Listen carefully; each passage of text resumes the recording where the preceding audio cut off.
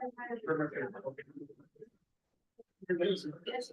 morning. This is Pat O'Connell calling to order the regular open meeting of the New Mexico Public Regulation Commission on Thursday, January 25th. It's just after 10 a.m. So, Mr. Cameron, can you call the roll? Commissioner Ellison? Present. Commissioner Aguilera? Present. Commissioner O'Connell? Present. All commissioners are accounted for. You have a quorum, Mr. Chair. Great, thank you. So next we'll stand and do the Pledge of Allegiance and the state pledge.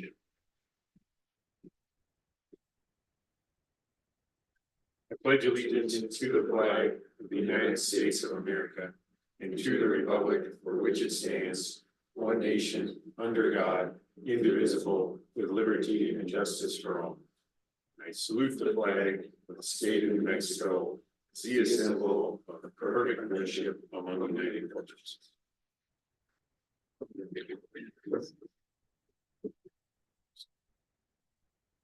Thank you.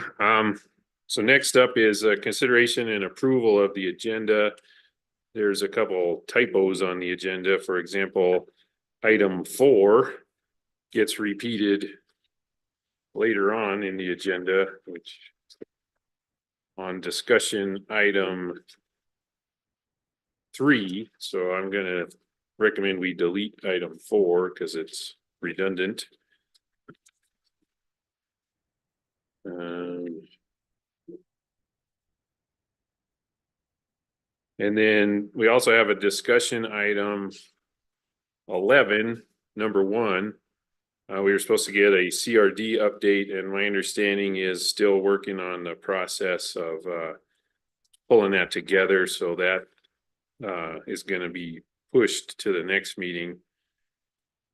So anyway, I think those are my 2 suggestions is delete the redundant item 4 and postpone discussion item with CRD for 2 weeks. I have a couple of suggestions as well. With respect to regular action item B1, this is a potential order on P&M's petition for variance. I am suggesting moving that to the consent agenda item, given the potential length of this meeting. Commissioner Ellison, I guess this question is more for you because the chair is recused. Whether you would like to discuss it or okay moving it to consent. Well, I guess in my mind, was one of the reasons for having it on the regular action item, because we would be mixing issues that all of us can vote on and that not all of us can vote on. So I guess my preference would be to leave it in the regular, but I think it's going to be a fairly quick item. Okay. And then the second one is regular action item B4, which is the SRUSF fund rule. And I suggest postponing that until a future meeting.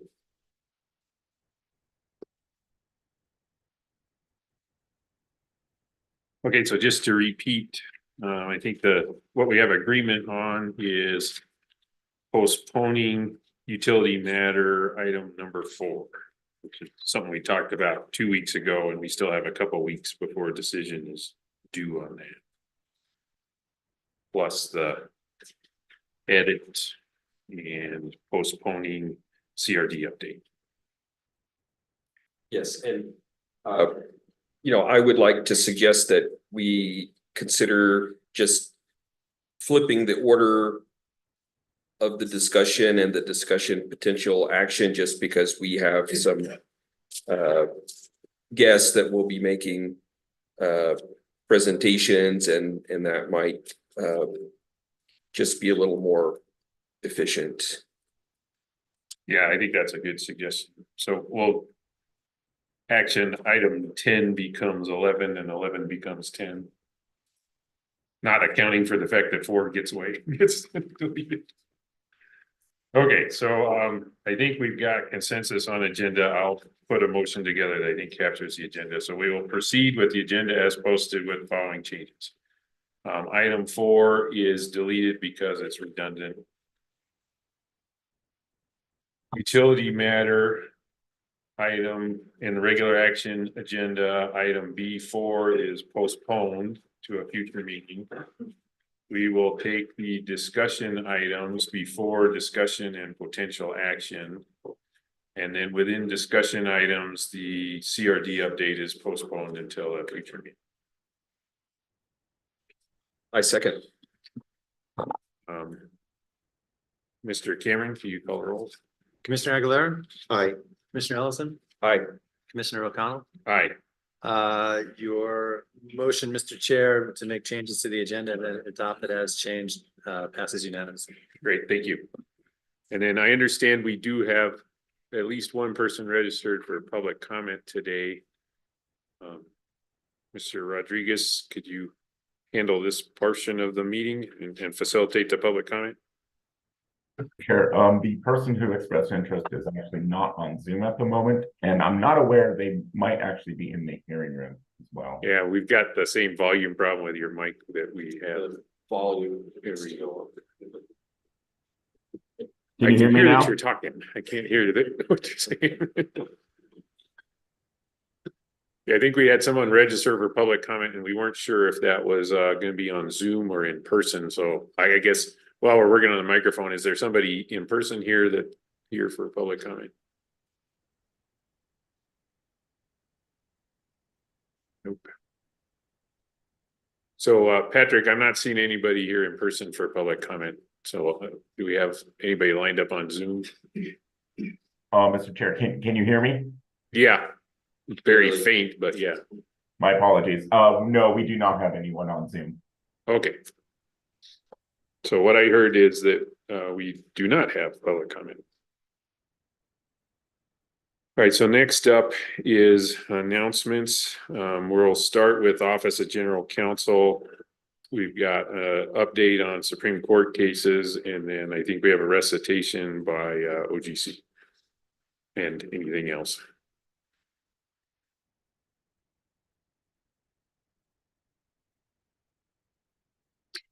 Good morning, commissioners.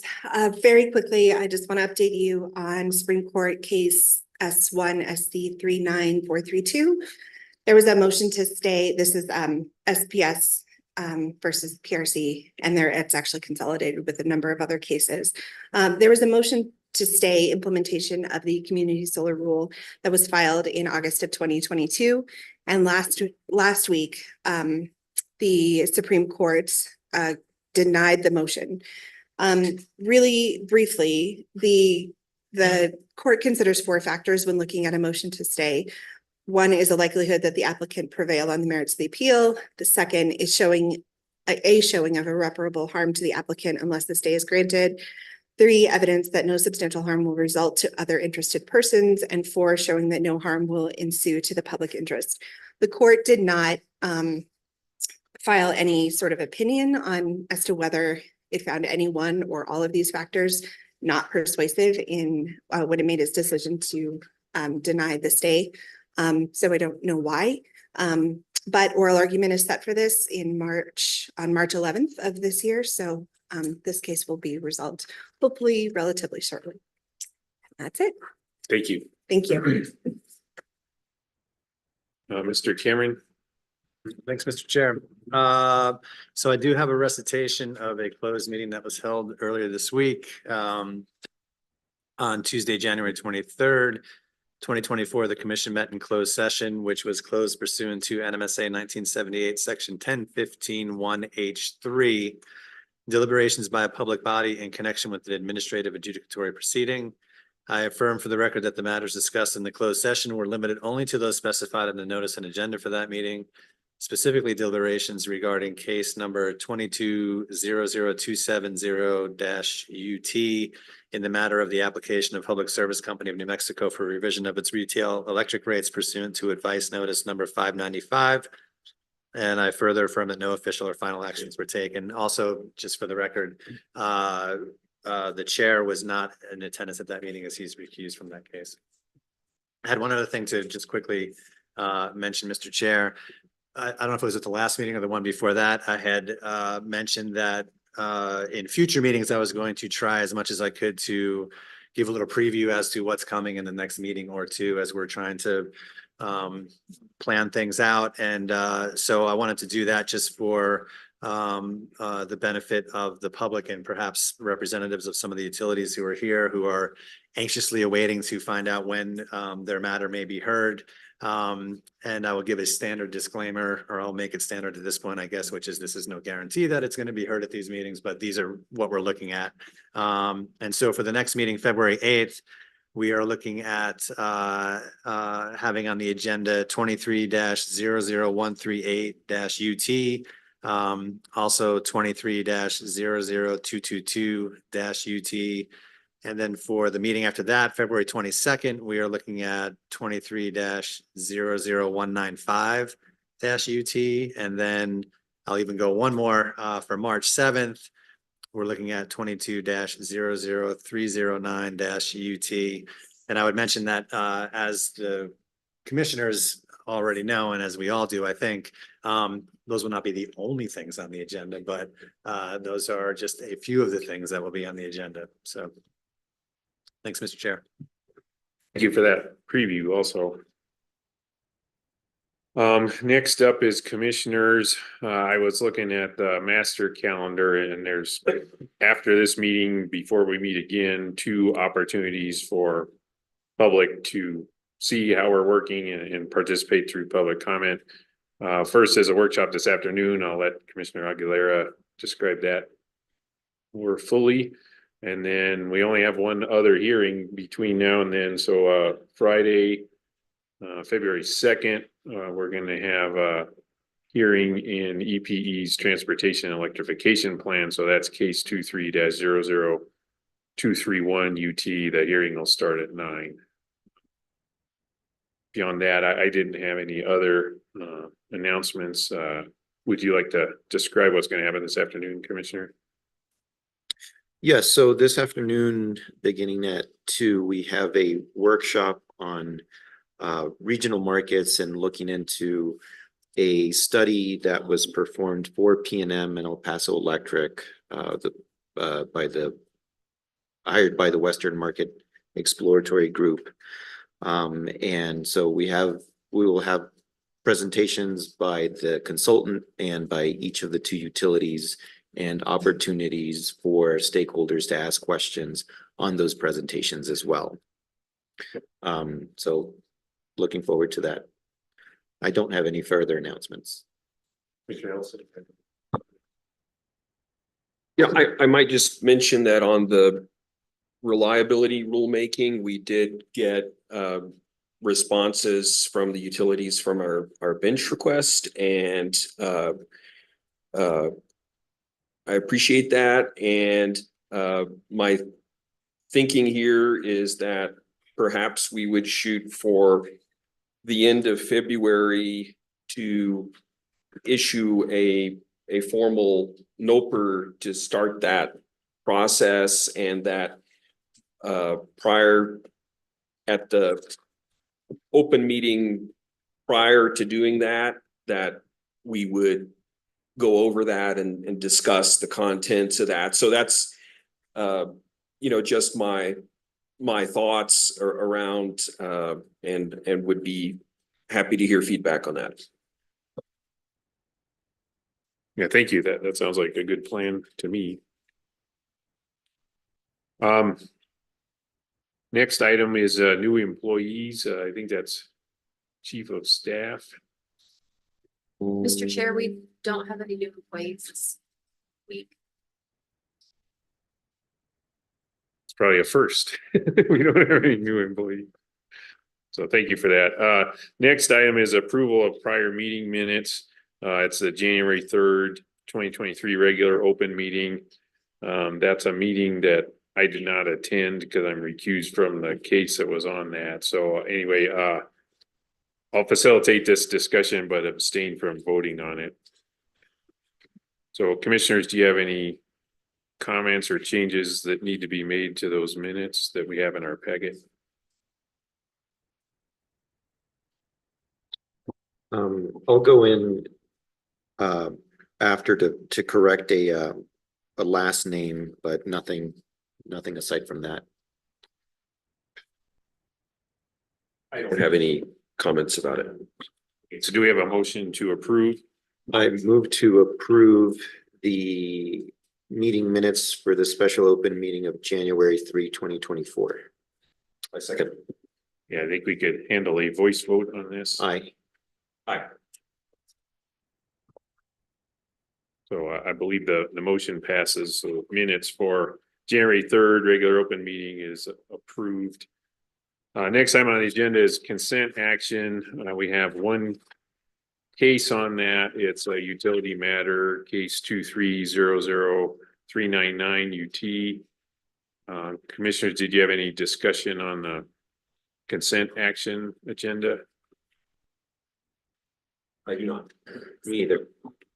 And I'll move that we approve the consent action, the orders in the consent action. I second. Miss OGC, please.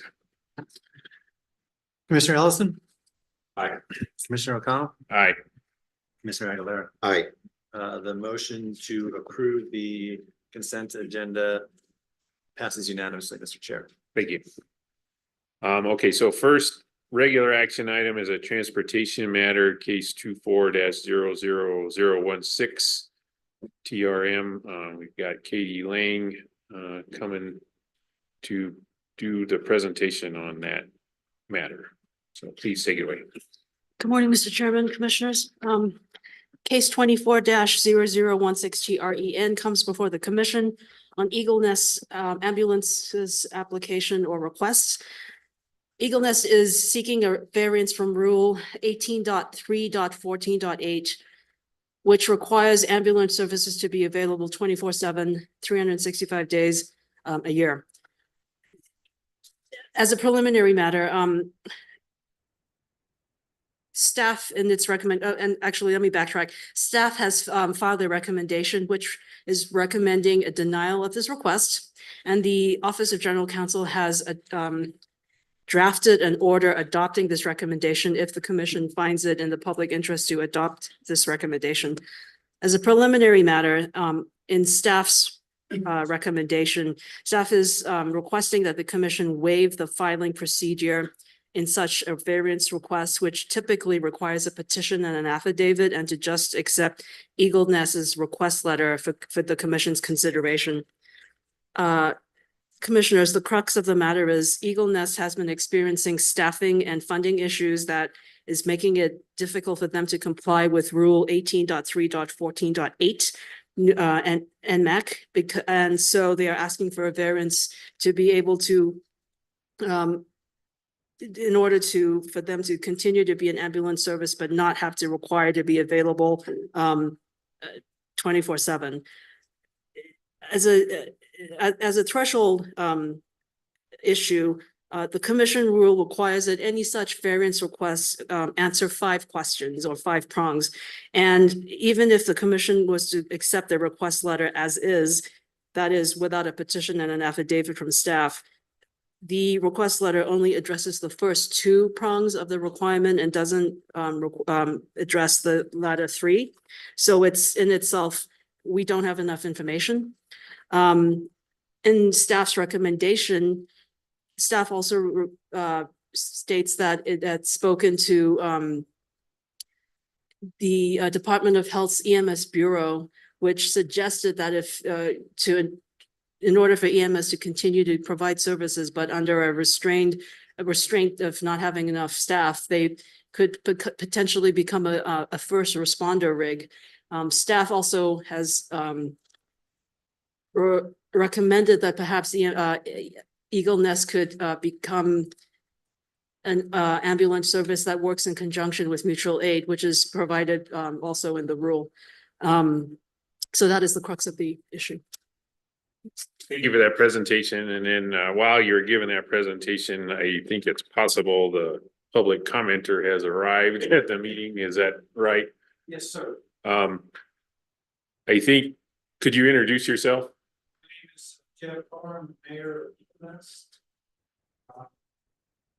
Well, hold on a second. So, commissioners, do you want to interrupt the process and accept the public comment? Yeah. Okay, so could you please come here and provide your comment? Yeah, that you can stay there. So sorry, we sought public comment when that came up on the agenda, and so that's how we moved on without you. Mr. Chair. Please turn the microphone there. Mr. Chair. There we go. Okay. Mr. Chair and members of the commission, thank you so much for letting me speak. I greatly appreciate it. I'm a retired history teacher. My community called me to be mayor over 2 years ago. And one of the main reasons I accepted that position was to try to reestablish the ambulance service. And since then, we reestablished the service on June 15th of 2022. About 6 months after I took office, we had emergency money. We've been looking for money more. We were all volunteer service. So we finally lost them all. And so we were out of service for about 9 months. And I've been working tirelessly. This has been my number one goal as mayor, is to try to save the ambulance service for our community. We have 1.5 million tourists who come through our town every year. We're a small community. We're a rural community. The people who live there full time, and including the tourists, are probably mostly seniors, except for during the ski season. I just recently signed up to be a driver, so to help the service as well. I have letters from, and I know I sent some of them by email, and I have letters from UNM, from Dr. Gilbert Romero, who is our doctor or supervisor. I have a letter myself. I have a letter from Joseph Sanchez, our representative, supporting this, and also from Senator Campos supporting this. And I'd be happy to give all those to you, if that's okay. And I just say, it's really difficult to find people. We were given $300,000 for 3 years, $100,000 per year, emergency funding that will turn into a loan if we close this service. I've since acquired $40,000 a year in funding from the county commission for ambulance services, which they also gave to several other surrounding communities. We got one donation of $20,000, about a year ago, and lots of other smaller donations through fundraisers and things like that. I have great hope that the state legislature will come through with funding this year. It is a priority of the municipal league and also all the county commissioners. So the county association is also supporting this. And I don't want to take up all my time, but I want to express this is a matter of saving lives in a small rural community that survives on tourism and grants. We're a poor community. I'll call our town a working class town. We're a fishing community. We do not have a ski valley to help fund things like our Red River and Taos and Angel Fire has. And so we've always struggled. I was on the council, I was municipal judge, and now I'm mayor. And it's my wife was born and raised there in Eagle Nest. She's the principal of the local school. And So we also have children we have to take care of as well, and quite often we do. It's not just seniors. Yeah, they're most of our calls probably, but we also have issues with children as well. So we're really hoping that if we could possibly stay on board, give us until June 15th of this year to try to get things going. I've hired two people who are dedicated. They're putting in more time above and beyond to get things established and to find the people we need to run this. And if we're down, Angel Fire has to cover us. Angel Fire, I understand, is down to one ambulance right now. Hopefully that's temporary. And then we've got Red River and Cimarron that are close by. If we can't make those calls, then the other communities will have to, unless they're already busy with another call themselves. So I really feel like the variance is so important. Allow us the time to do what we need to do to get things in order where they need to be. And working really hard, we're all working very diligently to do that. So I'll leave that. I really appreciate you letting me talk. And if you have any questions, I'll be happy to try to answer them. And I have staff on Zoom who can answer them if I can't. Great, thank you. And thank you for bringing your public comment. To be advised that in this setting, public comment is just that. So this isn't a hearing on Yes, I understand. the merits of the application. So yeah, appreciate you coming and sharing putting the story behind the data. Thank you, Mr. I appreciate it. Okay.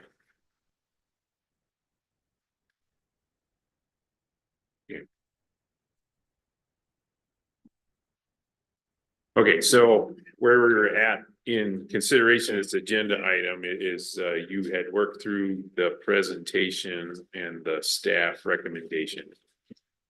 And so then what we have before us is draft order that's in line with staff's recommendations. Is that correct? Okay. Commissioners, you got any questions or discussion? Ms. Lang, what are the probable consequences of our denying this waiver?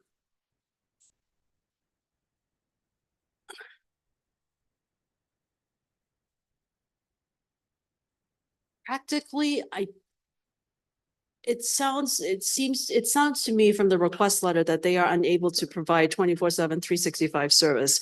If we deny this request, that means they will no longer be under the banner of an ambulance, which means they could potentially move to become a first responders rig, like at a fire station, or work in mutual aid with other service providers. So basically, at this point, they're already there in a sense. So that is my analysis of the situation. Could it impact their funding in any way if they were no longer to be considered an ambulance service? It's from what the Health Department EMS Bureau is saying, the fact that they can't comply with 18.3.14.8, that would already render them unable to get funding proper for an ambulance. So they're already there. So the short answer is yes. If we deny them, they won't get funding. But if they can't comply with the rules, they can't get they can't continue to get funding as well. But if we grant a variance, would they be able to get funding? Potentially, but I have not successfully found a case prior to this. So it's possible that we could, but what would we be varying though? Would we be, if we varied the necessity per 1.2.2.40E, how does that affect the requirements of the other rule, which under the chapter 18? We'd have to, I don't think our variance of the 1.2 rule overrides the necessity of chapter 18 necessity.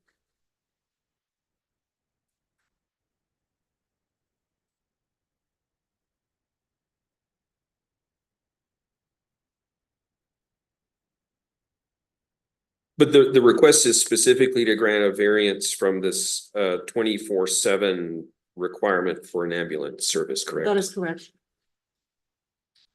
And so we could potentially grant a limited in time variance such as until June 15th.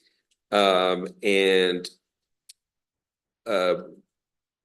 perhaps that would help Eagle Nest find funding for its ambulance service. It could be a potential avenue that we could pursue.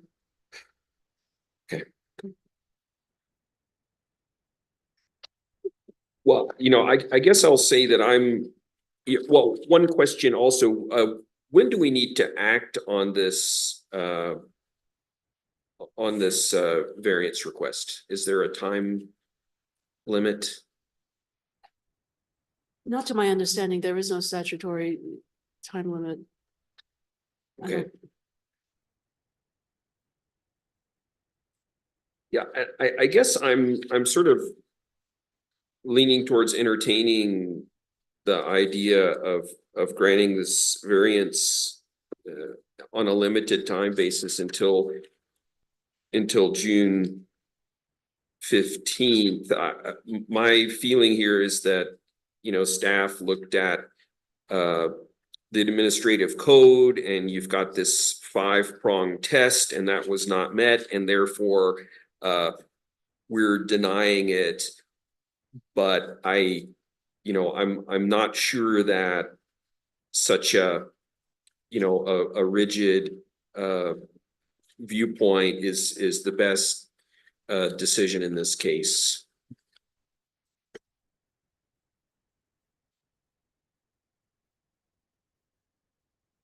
So I guess based on that point of view, what would you recommend is the path forward for this meeting today? Well, I would recommend that we not adopt this, and that we prepare an order for next meeting that does a limited time granting of the variance. Do you have any discussion or questions, Commissioner Aguilera? Well, thank you, Commissioner Ellison, for asking those questions. Those are the same questions that I wanted to ask, and I agree with you that in this case, we could choose to look at the variance criteria a bit more liberally, and I want to I guess explain a distinction here that because normally I would not want to do that if it were utility. But I think in this case, we're talking about a situation that I agree that if we deny this, it's not apparent to me how we would be helping the situation. And especially when it comes to health and safety and, the ability for the service to get back on track. I would say as well that it would be in the public interest to grant a temporary variance here. And I looked at staff's petition, and I have to say I may not be fully appreciating what the impact of allowing the variance or denying it is. I found the response to be, I guess I could have been more clear. And so I would support granting the variance, though if that's something that we decide we want to vote on, I also would suggest maybe having a commissioner issue a single signature order prior to the next meeting. And on a limited term basis, not just an outright variance. Correct. Yeah, that's an important point, Commissioner Ellison, is I can see, and it's frankly kind of ironic that most of our questions are about what happens if we adopt staff's recommendation, but one of the recommendations is based on, we don't know what'll happen if, it's like prong 3 is describe the effect of complying. So, anyway, I would say just broadly, when I see a case like this, one of my measures of safety is if a organization can't do basic things like comply with a rule, that's a red flag for me. I also have been in situations similar to what the mayor described, so I know what that feels like too. So that's what I'm sitting here trying to balance. You gotta be a healthy enough organization to be able to do paperwork, especially if you're entrusted with keeping the public safe. And so that may be what's going on here. That I'll tell you, that's what it looks like.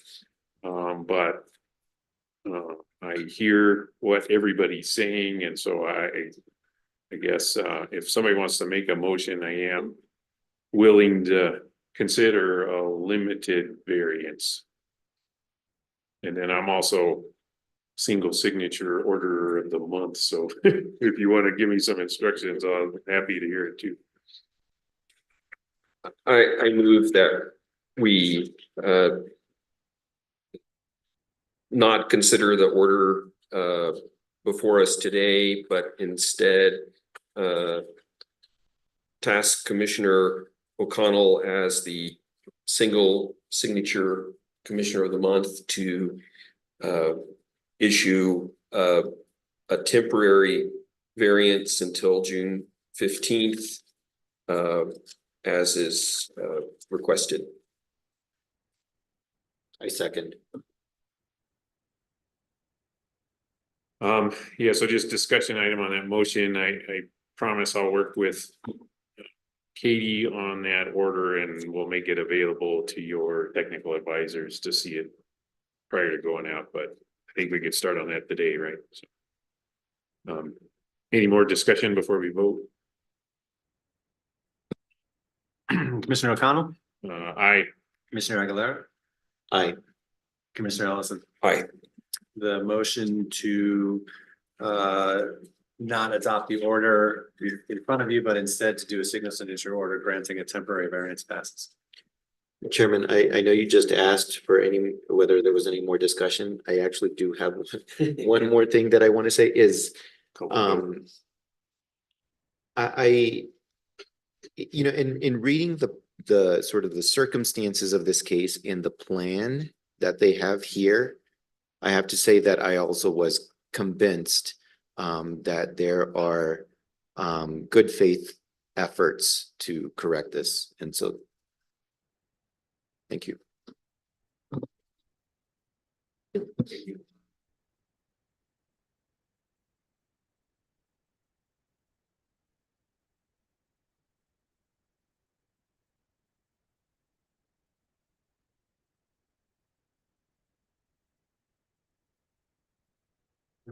And I'll just pass it over to Mr. Martinez here. Morning, Commissioners. So this is a matter having to do with the P&M rate case. The matter before you today is P&M's petition for variance from the timing of implementation of bill credits. The context there is that the commission's final order in this case required P&M to return Palo Verde regulatory liability amounts back to ratepayers via a 2-year bill credit. So that would be 24 months of bill credits. What P&M has requested in its variance is that the commission allow it to delay the implementation of this bill credit so that it can complete internal controls required by the Sarbanes-Oxley Act. So they're asking for a delay. The overall amount of the bill credit would not change. It would still be over 24 months. In addition to P&M's request, the NMAG, Albuquerque-Bernalillo County Water Utility Authority, and County of Bernalillo have provided their position through a joint response. What is before the commissioners today is a proposed order granting the variance request on the basis that PNM has met the standard for a variance through its petition and supporting affidavit. And just a brief note on the joint response, it does not expressly address the criteria for a variance and appears not to oppose the variance on its face. The nature of the joint respondents' opposition or position or concern is that they argue that consumers may be harmed if the commission grants PNM's variance request, if PNM appeals the commission's final order, if PNM requests a stay, and if PNM's request for a stay is granted. The way that the proposed order addresses that is it directs the joint respondents to raise those arguments if and when PNM appeals and requests a stay. They can address those arguments in their response to that request. So for those reasons, I recommend that the commission approve the proposed order, and I'm happy to answer any questions.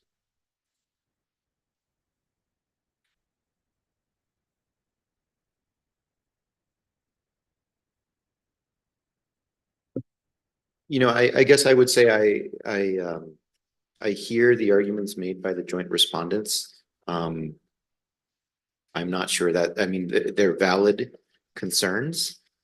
I'm not sure that's something that we can do anything about at this moment in this order. And just to touch on how the order addresses that, it expressly reserves any judgment on the issues that are raised by the joint respondents. Yes, thank you. I guess I don't have any further questions. I just want to comment that, I think the request is very reasonable. It is just requesting to implement the bill credit mid-February due to the need to implement changes to the billing system. I also understand the respondents are saying, be careful, PNM could have a trick up their sleeve. I certainly hope and trust that would not be the case, that our trust would not be abused by some tactics such as this. So, I think what makes the most sense is to grant a reasonable request and hope that our trust would not be misplaced.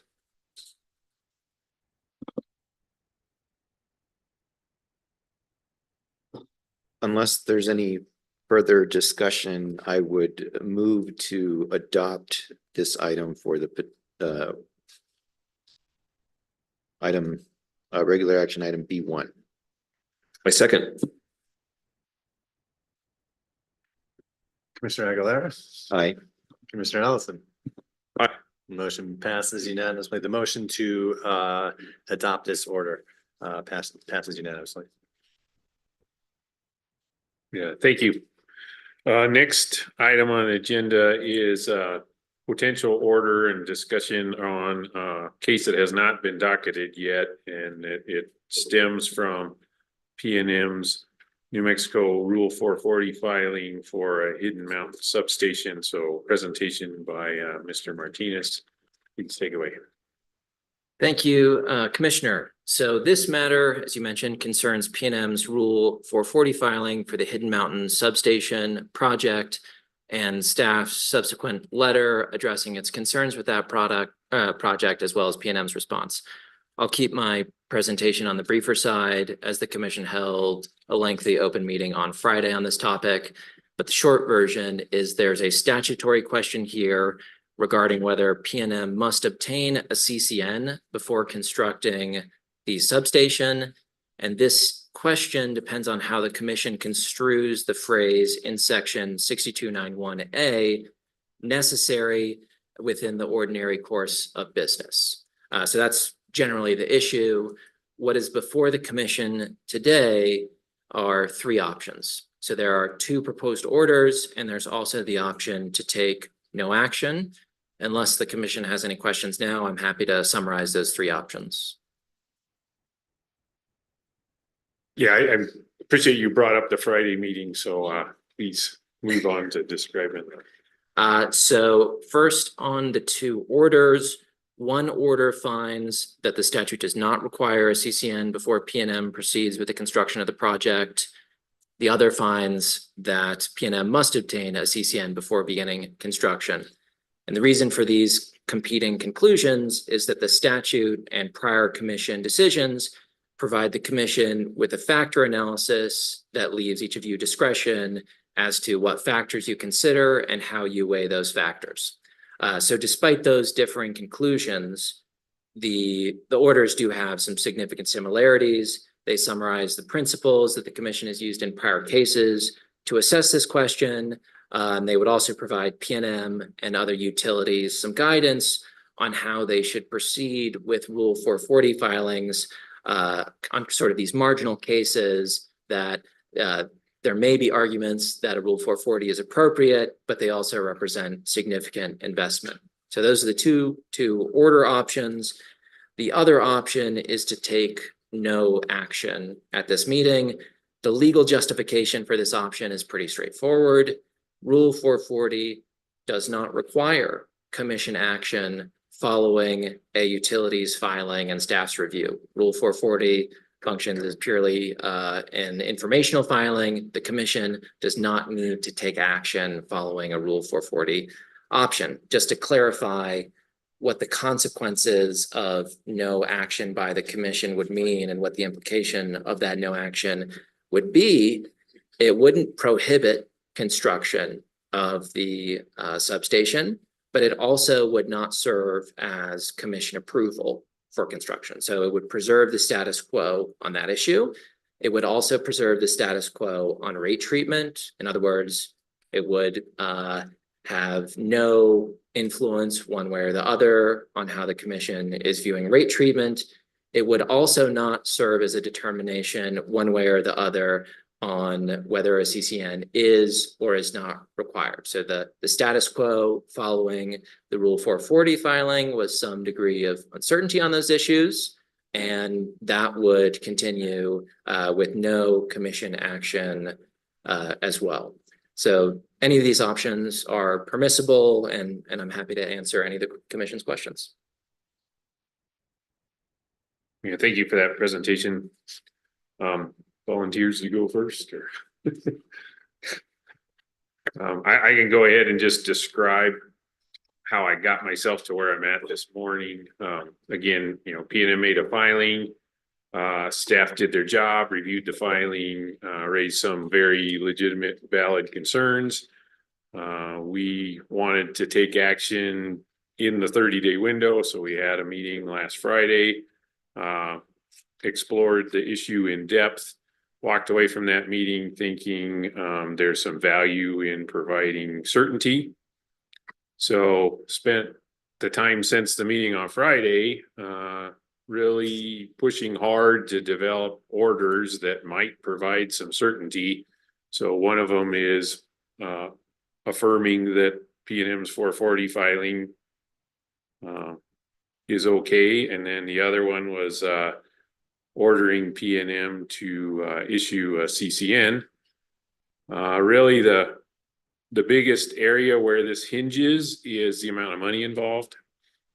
So if for me anyway, that was what my takeaway from Friday was. I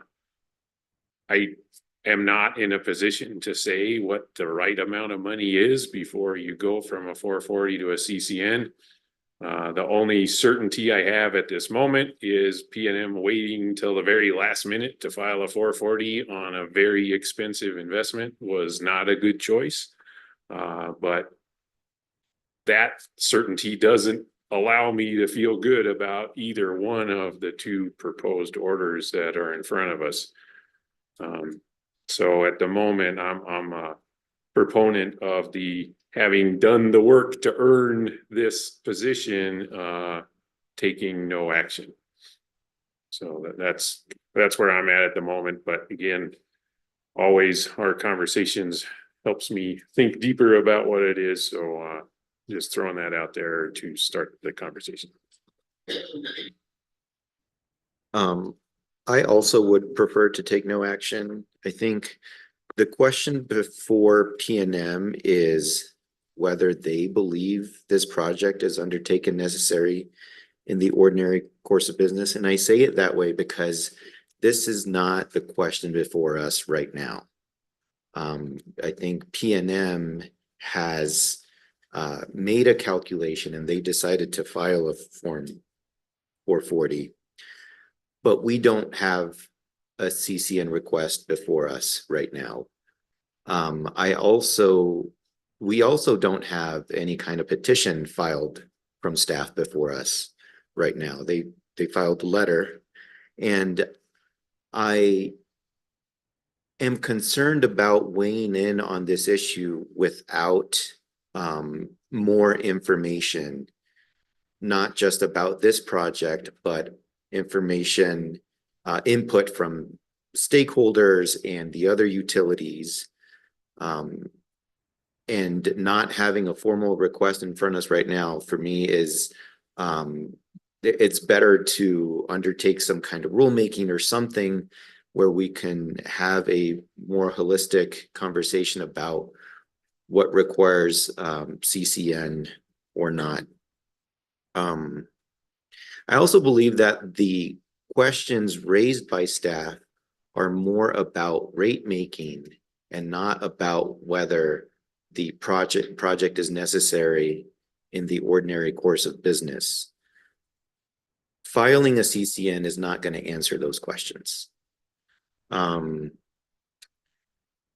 reasons, given that there are over 2,800 megawatts of interconnection requests in this area in PNM's interconnection queue, I think is also something to consider as when thinking about whether this project is necessary, because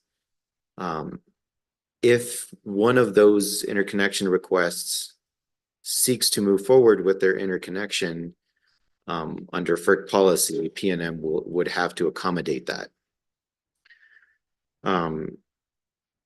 So I think that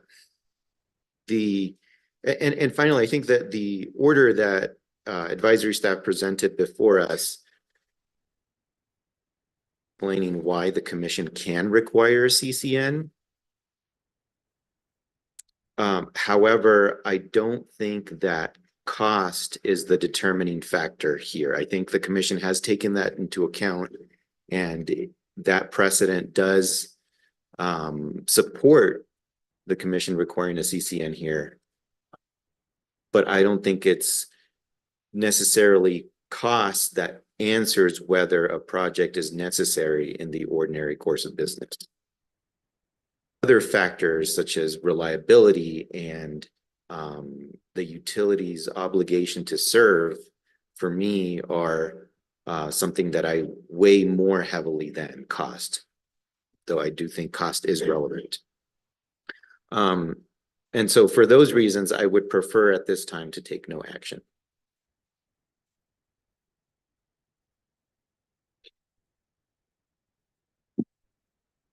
My views on this is that I would also prefer to provide the company some clarity. I do not think that we have enough information, that we've done enough due diligence to conclude that positively conclude that this project is justified and warranted, and that no certificate of convenience and necessity permit is required. We did have an extensive meeting on Friday that was devoted to the subject, and we learned a lot at that meeting. We, in my view, we did learn that a customer has an agreement with PNM that would require an expansion, which was helpful to know. But we still don't know if the proposed project if there are any less expensive alternatives to serve that load. We don't know if the proposal is gold plated, if it is designed to serve, a much larger load than this customer has contracted for. In my view, a CCN is warranted because of, we've got a project above $100 million. To me, it's important to note that there's been no other scrutiny of this project, unlike some of the other 345 kV substations, such as Pajarito, the associated with San Juan Solar, Sky Ranch Solar. There have been separate power purchase agreement processes where the need for the substation was understood. In this case, we got notice the Friday before Christmas that PNM would begin construction on this substation in 30 days. My feeling is that that a utility should not solely rely on a 440 informational filing for $100 million investment, especially one where there was no other scrutiny. I think a CCN actually protects PNM because there is a presumption of necessity associated with that CCN. And I think given the contract in place and the need of the customer, we could endeavor to review that with no unnecessary delay. I do want to say a word of appreciation to staff for really acting on this and bringing it to our attention. I think the 440 filing, I've never seen it work like this, but it actually worked in this case, and staff really worked hard on it and brought it to our attention. And I appreciate their initiative and level of concern.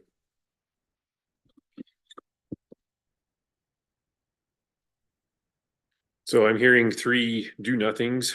Well, I would like to adopt the order that requires the CCN,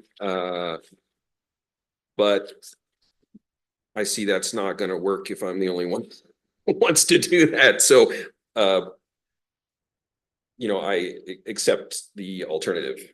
Well, I mean, in the goal of being transparent and providing as much certainty as we can, I'll explain why I don't want to adopt the order adopting CCN, and it's really falls down on some of the arguments you made.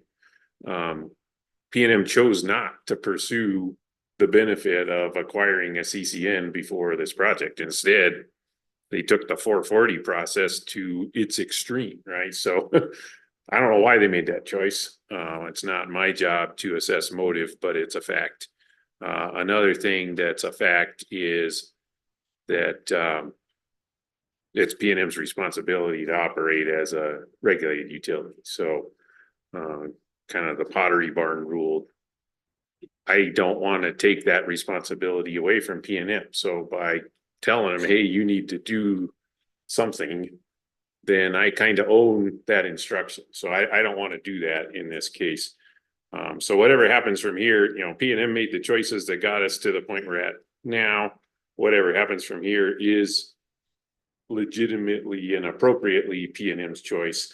I'm afraid putting my fingers on it at all might change that dynamic a little bit. So anyway, that is one reason I didn't want to do the CCN. The other is PNM's told us that there's bad consequences of a delay. And so if we do go through a CCM process at this point, I mean, what's happened is water under the bridge. If they choose to do a CCN at this point, probably the soonest that CCN decision would come down would be 7 months, 8 months from now. So a delay in that instance will be P&M's fault, not ours. So that's the other reason that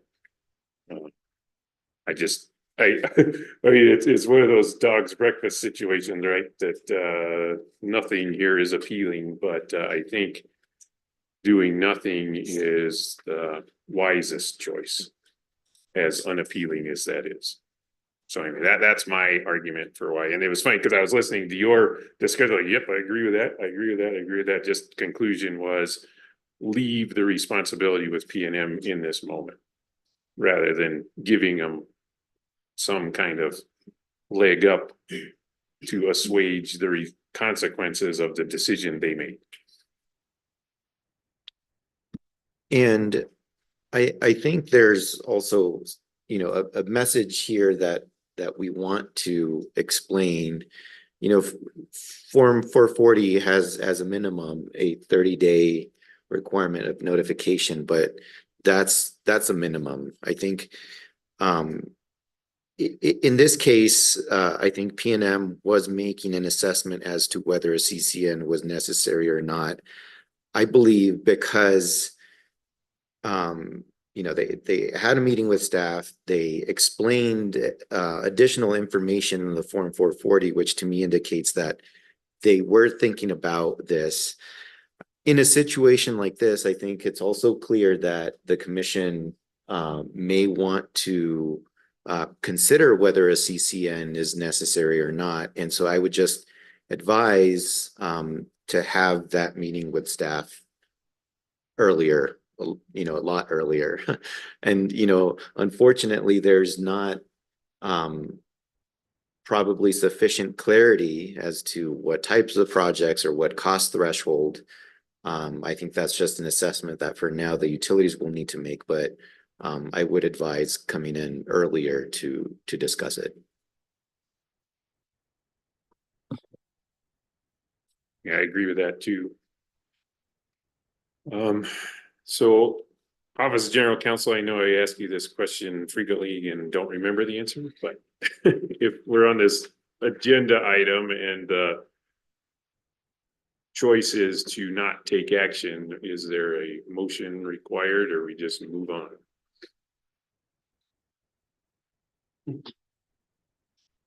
Maybe this is why I don't remember, because you don't either.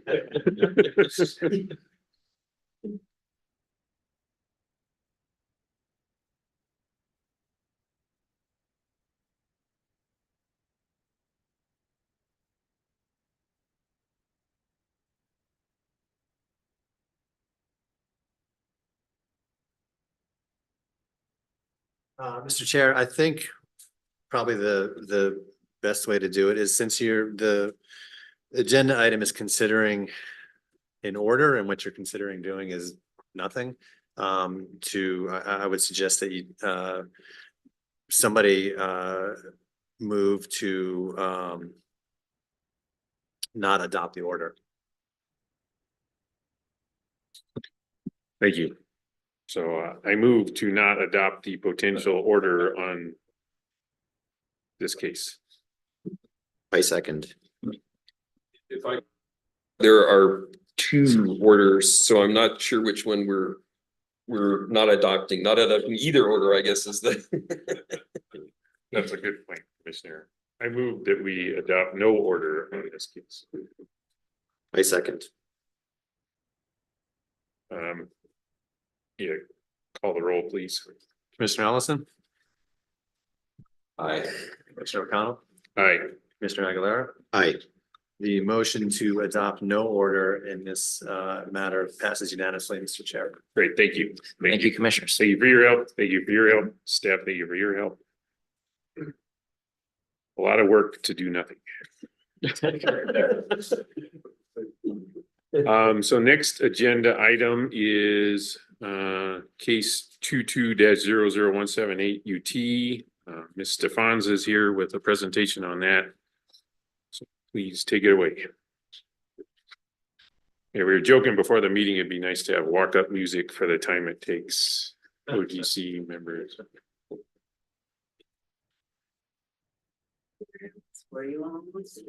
Thank you.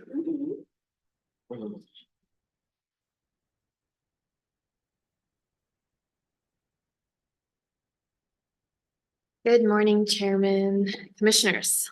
So the matter before the commission today is SPS's grid modernization application. And I think it's relevant to the commission's decision today to provide some background on this application.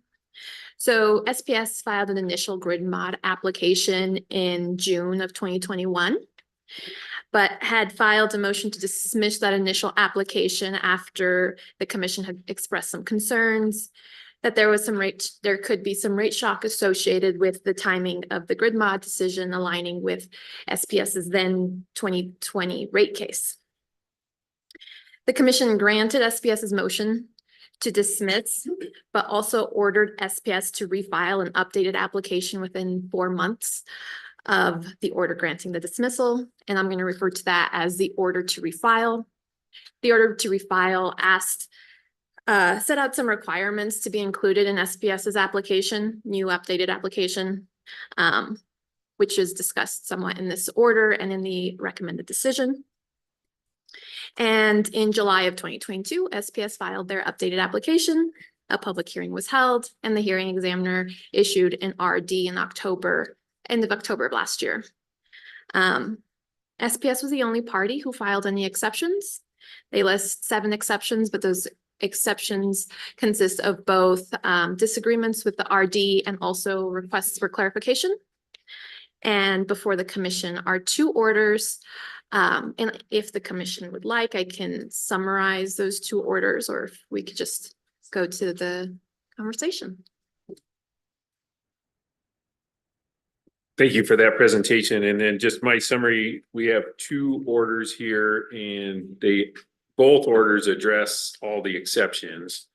It's my understanding that there's really only 2 of those 7 exceptions that we're thinking about what to do with. Is that fair? That's right. That's right. And then I guess my question for fellow commissioners is, do you see those 2 as independent or related?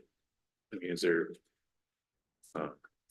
Because I think that kind of affects, if they're independent, then let's just take them one at a time, figure out what to do with each exception as it comes. If you see it as related, well, let's just do it that way. And then if it shows up they're related, we can backtrack. But Okay. so if you just start from the top. Sure. Work right through. So the order 1, what is labeled ordered 1, is an order that allows SPS to recover a return on its investment on the retired legacy meters at WAC as it had asked for in its application.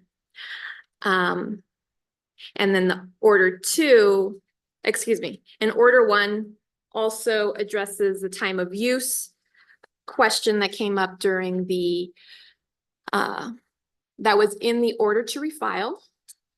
Order 1 just states that the commission is still interested in a time of use rate design proposal, but it will come back to that at a different proceeding.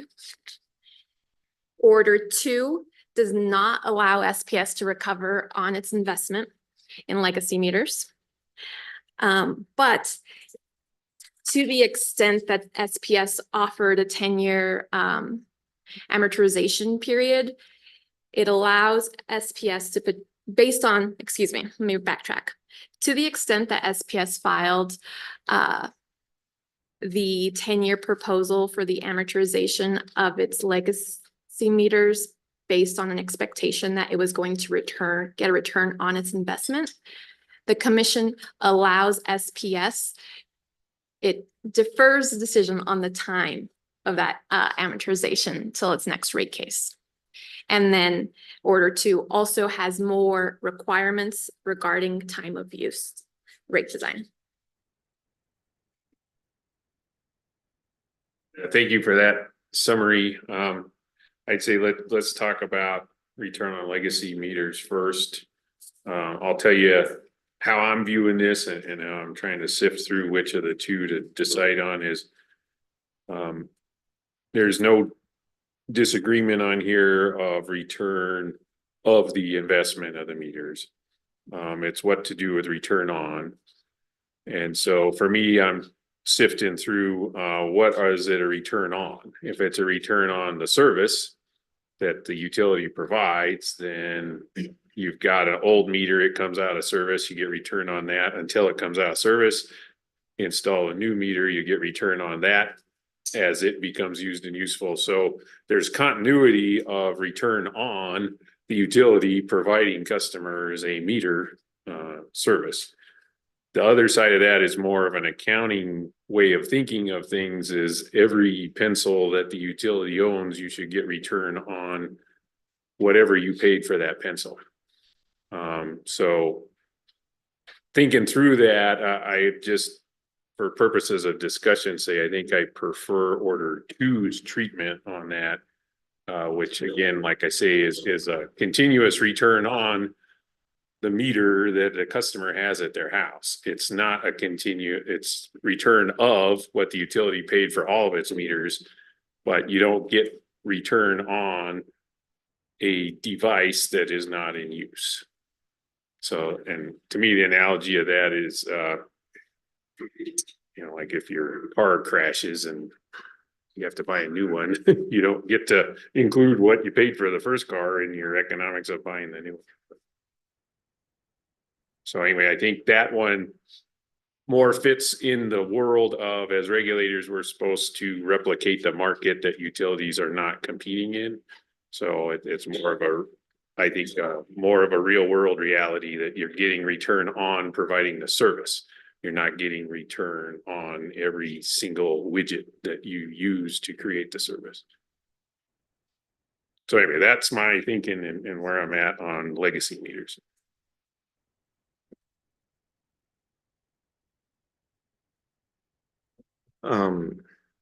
I overall, I'm in a similar position. I think the second order highlights good reasons as to why a return on is not appropriate in this instance.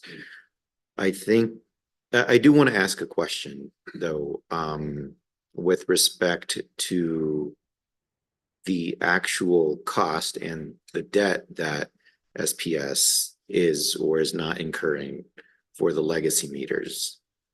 Can you speak to that, please? Yes, so there is $19 million left in depreciation of the legacy meters.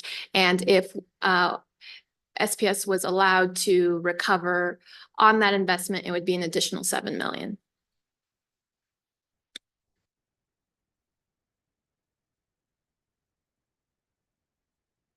Yeah, I think the chairman explained it well. I'm thinking about this issue similarly when it comes to the new meters being procured and a return on those meters being recovered. And I think those are my comments for now. Just to, I guess, clarify it for everyone listening, the question here is that we're not arguing about whether the company should be able to recover the undepreciated balance in those legacy meters. We're all in agreement that that should take place since those were prudent investments and those were used to serve the customer. The debate is about whether the company should get a profit on that undepreciated balance in those legacy meters. And my view is that, this this grid modernization, smart meter program, you know, really was not designed to be an extra profit center for the company, where the company would make a profit on the old meters and make a profit on the new meters. That I think the balance shifts too much in favor of the company.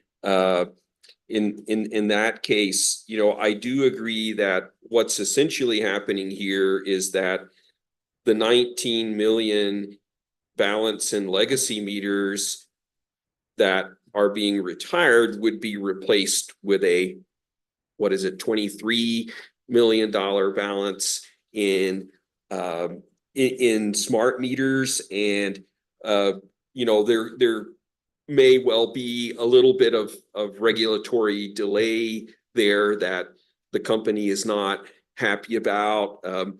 I do understand, though, that the company would be collecting you know, a return on a profit on those legacy meters until the next rate case, until they are taken out of rate base. So, you know, there would be some delay that works in their favor there. So, you know, in general, you know, I'm really not inclined to agree that the company should get a profit on two sets of meters.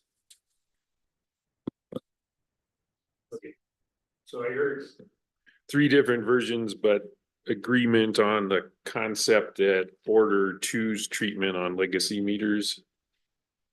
So I'd say let's put a pin in that and move on. Next item was time of use. If I was going to summarize, it is leave future time of use to future proceedings. I think what's in common in both is the acknowledgement there's more work for SPS to do on time of use, no matter what. So then the question that I see is, do we do it in a separate proceeding in the future, or get that future work started with some instructions in order to? So is that correct? And then there's lots of, if we are going to entertain order two, then there's lots of details to work through on what those instructions are. So that's my sense of where we're at. Is that a fair reading? That's exactly right.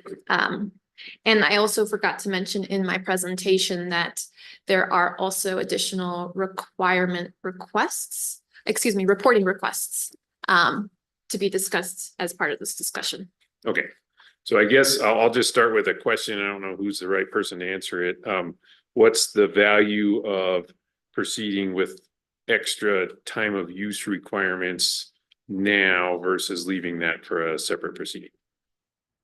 It would ensure that we are seeing those time of use progress towards time of use rate design.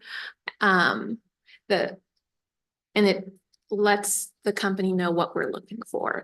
There was an argument in the exceptions that the previous request on time of use in the order to refile was vague.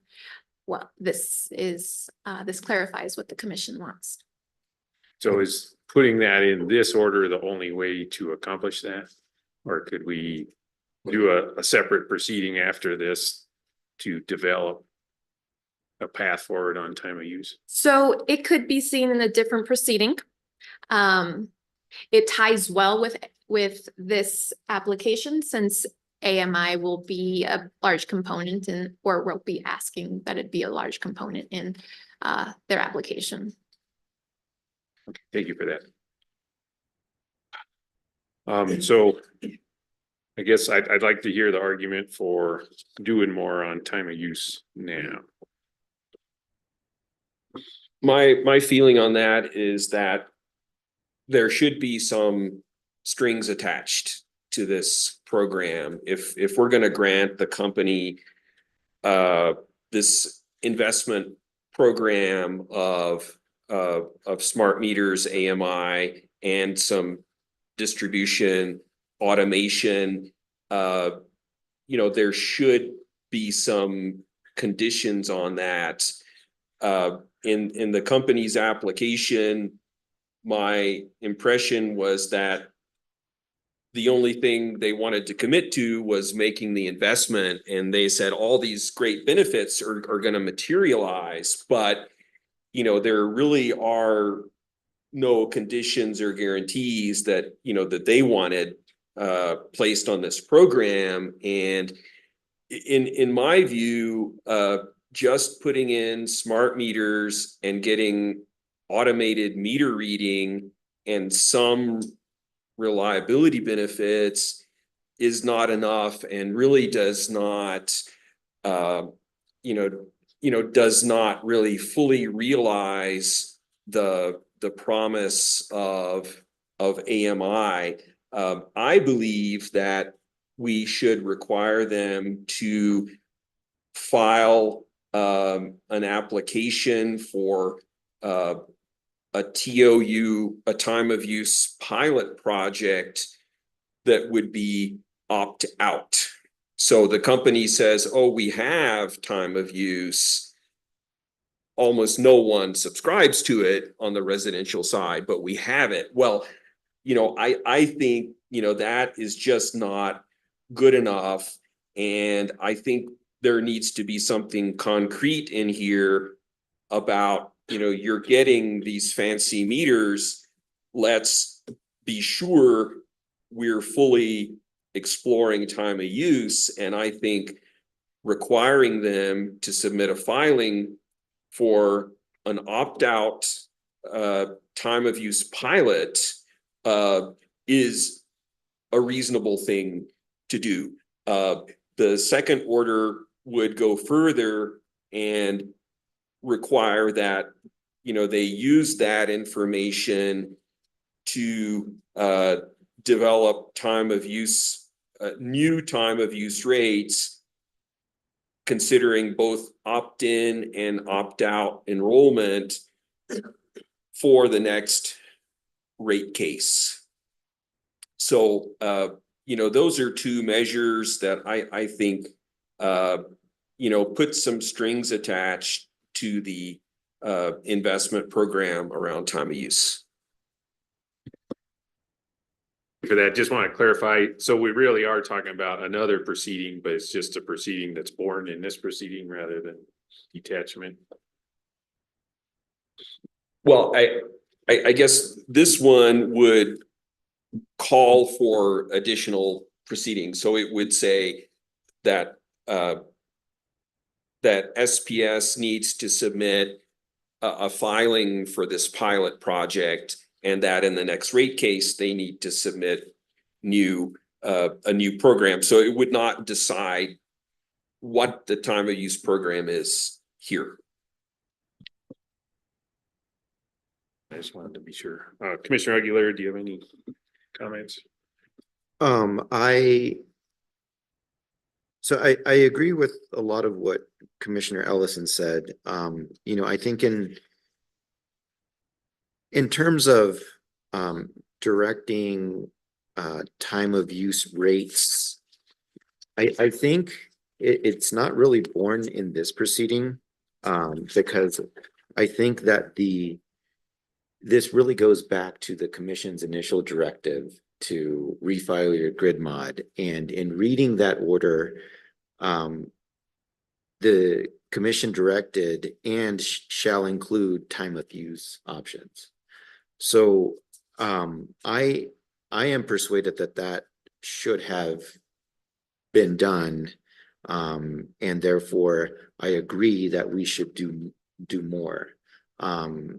Go further in this order. This isn't, while it started as a case where the utility availed itself of the grid mod statute, I believe that changed after the withdrawal, and then the commission directing and relying on the grid mod statute's provision that says that the commission can direct a utility to file a grid mod application. And so I think the commission did that, and that is why and, you know, in concert with this explanation that you shall include time of use options, I believe it's appropriate for us to do that here. I do want to clarify a couple of things. One of them is with respect to a pilot. I don't know how you can have a pilot and make it opt out. I think it would need to be opt in. I think once you have permanent rates, you could potentially make that, you know, opt out. But when it's a pilot, you know, if it's opt out, you'd be forcing every customer to go into that rate. So now I do want to clarify one thing though. Is this order directing a pilot, or is it directing it, the utility to file time of use rates at the time of its next rate case? It's directing them to file for a pilot. So it's not saying do the pilot, it's saying submit a filing to us with the pilot project design, which would conform to this opt-out enrollment. And it is saying that you know, use that information to design opt-out, a new set of opt-out rates for present in the next rate case. And, you know, let me just say why I think that opt-out feature is so important. You know, I think it really is a human behavioral thing that if you give people the choice of opting in or require them to opt in, you're generally going to see very low uptake. And I think you see that across the board. If you have a 401k and you say the default is nobody is enrolled and you have to opt in, you know, you get very low numbers of people who actually do it. So if you take the opposite approach and say it's opt out, then you're going to get a very high participation rate. And I think it's entirely appropriate for the company to take some isolated neighborhood or area and say, you know, we're doing an opt-out pilot project here, give people plenty of notice and understanding that that this is what is going on, have some parameters, you know, maybe offering some sort of a bill guarantee that if they lose money, you know, so there are ways to handle it where it would be fair, but I do think that the opt-out enrollment is critical to have a successful program and, you know, a meaningful number of people participating. You know, I have to say, I do find it somewhat ironic that the AMI program that is proposed here is opt-out, yet the company doesn't really want to propose or consider opt-out time of use rates. So I think that in order to be serious about this, we need to ask them to do an opt-out pilot. And, you know, that really is going to sharpen the focus on creating a fair and successful rate structure. Okay,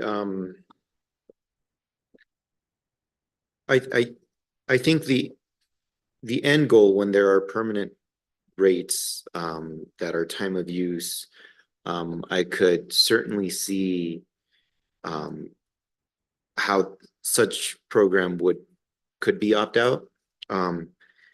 In a pilot program, I'm just having a hard time thinking about how that could happen, and I'm concerned about the legal implications of like selecting a neighborhood or I do see the benefit of having a pilot program to inform future rates. But I'm not, it's not that I'm not convinced, it's that I'm concerned about having a pilot program that is opt-out. Well, let me just say, I do think, again, that could be handled with the appropriate, bill guarantees and other such measures. And also, this does not directly authorize or require the program. It requires the company to submit a filing to us. And so what the commission then does with that filing will be up to the commission. So what's the time frame for that filing? The language in here is that filing needs to be within 1 year after the order's approval. Yeah, that's paragraph 48. Okay.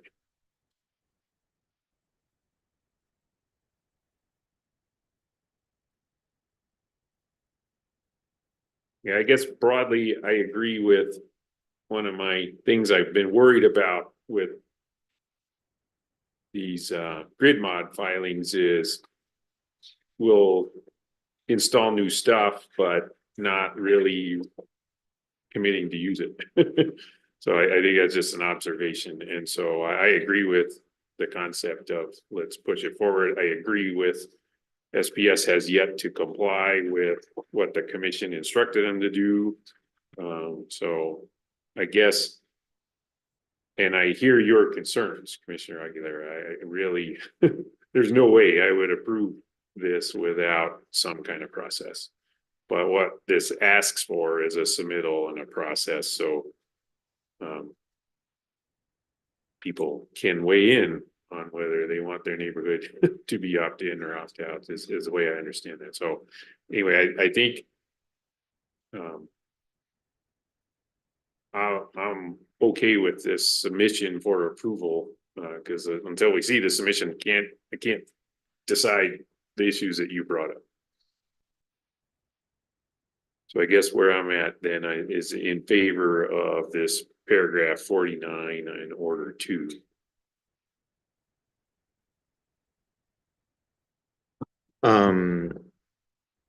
You're in favor of paragraph 49? Is that? Yeah. Yeah.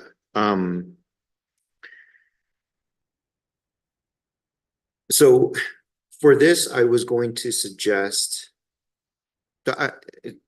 backing up a little bit, I agree that we should ask for options to be proposed for time of use rates. I don't want to specify in this order whether it should be opt-in or opt-out. I would prefer to have the utility evaluate and propose both. And to that end, I would prefer to delete the last 2 sentences of paragraph 49. Okay, so that just says, give us the submission, show us what an opt-in program looks like and what an opt-out program looks like. Yes. And then leave out the next step that would kind of draws a conclusion for what the result of that process would be. Yes. And with respect to paragraph 48, which is asking for a pilot, I think a pilot in general is a good idea. Again, I've already explained my concern about it being opt-out. So I wouldn't mind the striking of the last 2 sentences, or is it the last 2 sentences of 49? Because we're still asking them to propose both an opt-out and an opt-in program in their next rate case. However, I would oppose deleting the opt-out requirement in paragraph 48 because I think the company is likely to try to get out of it, and it's just easy to to say, whoever wants to can sign up. Oh, 5 people chose to sign up? Okay, we're good with that. Well, we just allowed, 80,000 or so smart meters to be installed, and you're telling us that, you're fine with really not using them to their full potential. So I really see this as in a very mild way, holding their feet to the fire to really realize the value of this investment. So I would like to keep that opt-out basis in the pilot project filing requirement. I guess what I'm reading when I read this is you have to transfer all of your customers to a pilot program. Not at all. Not at all. I mean, this would just be a small subset of customers that would be on a pilot program. I think if we could add something like that, like a minimum of, 1,000 customers or. I mean, it could be 100 customers. I mean, I didn't have, in mind that this would be a pilot. To me is something that is small. It reads to me as moving all your customers to this pilot program. And so if that's not what this is, I believe that we should clarify it, and that would mitigate my concerns. I'd be happy to clarify that as to define a pilot project as some subset of the residential customer base, and make clear that the intent is not to switch all customers to this program. Yeah, I am open to that. And I think if the goal is to make sure that customers are signed up, I think that the pilot program then should be designed in a way that incentivizes customers to sign up, as opposed to forcing them. But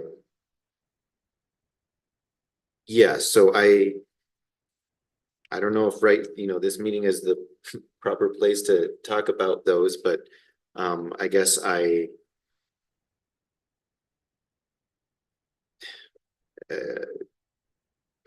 trying to think of an idea of how we could, add more here to specify that it's not all customers and it could be a subset of customers.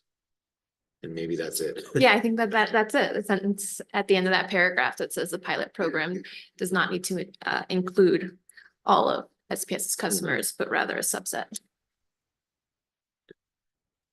So really, it's just add some text that defines what is meant by pilot. Mm-hmm. Yes.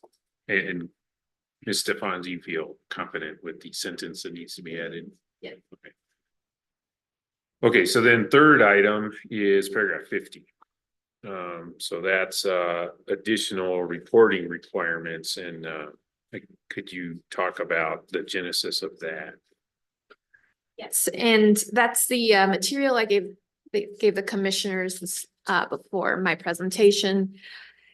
The initial what was labeled proposed exhibit A had definitive requirements that SPS had to comply with. The language in this new draft proposed exhibit A draft 2 is more lax. To the extent possible and feasible, SPS should try to get this information to the commission. And that a lot of this reporting requirements are measures of reliability. And that's that. Thank you. So I'm just reading this right now, didn't get it till after the meeting started. So what was the process? I mean, first of all, I'm in favor of reporting requirements. Don't get me wrong here, but what was the process that created the bullets on this list? I'll allow Commissioner Allison to speak towards that. Sure. Let me, I guess, address that. I mean, there's nothing like having a case on the agenda that concentrates the mind and, yeah. I was concerned that,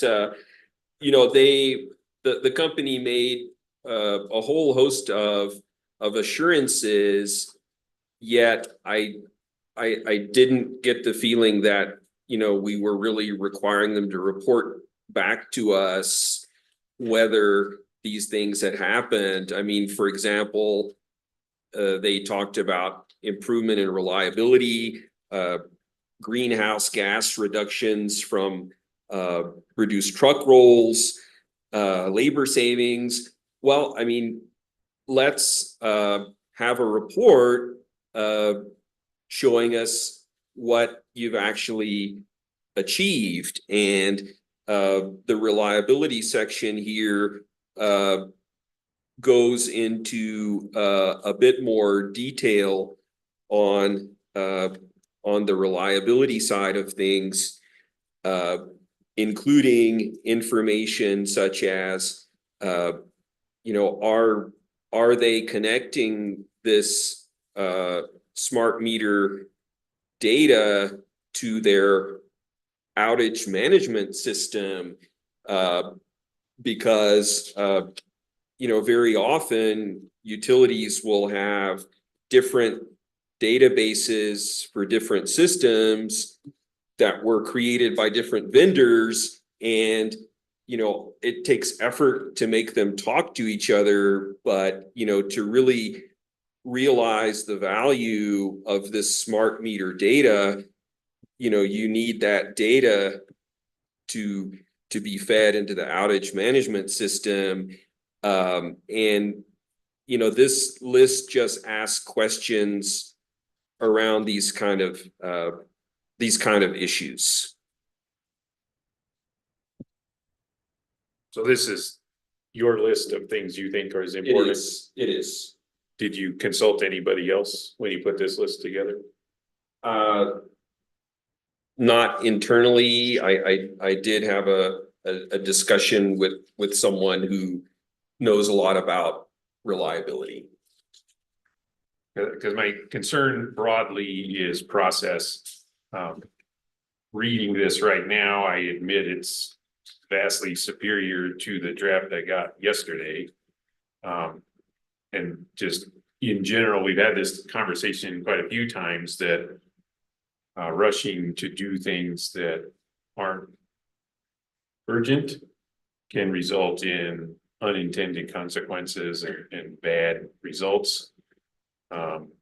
Having said that, the big improvements I see on this over previous drafts is there's actual description of how often the reporting requirement should have to happen. When I was reading the items are on here, it wasn't just, why is this the right list of items? But if I was writing this report, how the heck would I even do that? That language has been softened quite a bit. So anyway, I'm just sitting here trying to decide whether to violate my own principle, which is process is important, to adopt something that, having read it once in 5 minutes, looks to be achievable. And then No, bouncing that against this concept that reporting requirements are good. I completely understand that and sympathize with that. It obviously was not my intent to get this out last minute. This has been a very interesting case in that it has just sat around for so long, because frankly, there have been many other filings by the utility. First, as we this was submitted in the middle of 2022, and we were dealing with a standby rate case, which we had to ask them to redo, and then they filed a rate case, and our focus has to be on the cases with statutory deadlines. And so even though this has been around a long time, it felt like kind of a rush at the end, so. You know, I don't know if we would want to delay consideration of this by a week or 2 weeks in order to make sure we're happy with the outcome, or whether the commission feels that, you know, we need to act on this today. Just some considerations. I think I appreciate the idea here. I think that there are some good points here. I am concerned because I haven't had a chance to look at it. I don't know if OGC has. I see things here as like directing the vendor to do something, and I don't think that's within our jurisdiction. And I guess I would like to find a way to maybe issue the order today and the reporting requirements either through a bench request or separately soon after, just so we have the opportunity to look at these reporting requirements. And another point for consideration is there is a current grid mod rulemaking underway. And if there are reliability measures adopted in our rules, and the company would be obviously required to comply with those required reliability reporting requirements. Yes. Thank you. And I agree with Commissioner Aguilera that, I mean, I don't want to delay issuing this order because of how long this case is taking. On the other hand, issuing the order today doesn't mean the proposals get implemented tomorrow. You know, it's going to take them a while to get up and running and put this in. So I think there is some time for reporting requirements. So I guess my proposal would be, edit paragraph 50 by just deleting the attached to this order part on Exhibit A, and then take that on as a to-do item that follow on after today with final order is let's have a real process to look at attachment A and make sure it does what we hope it does. And so your proposal then, Commissioner O'Connell, would be that these sort of requirements would be in a bench request or in some other form?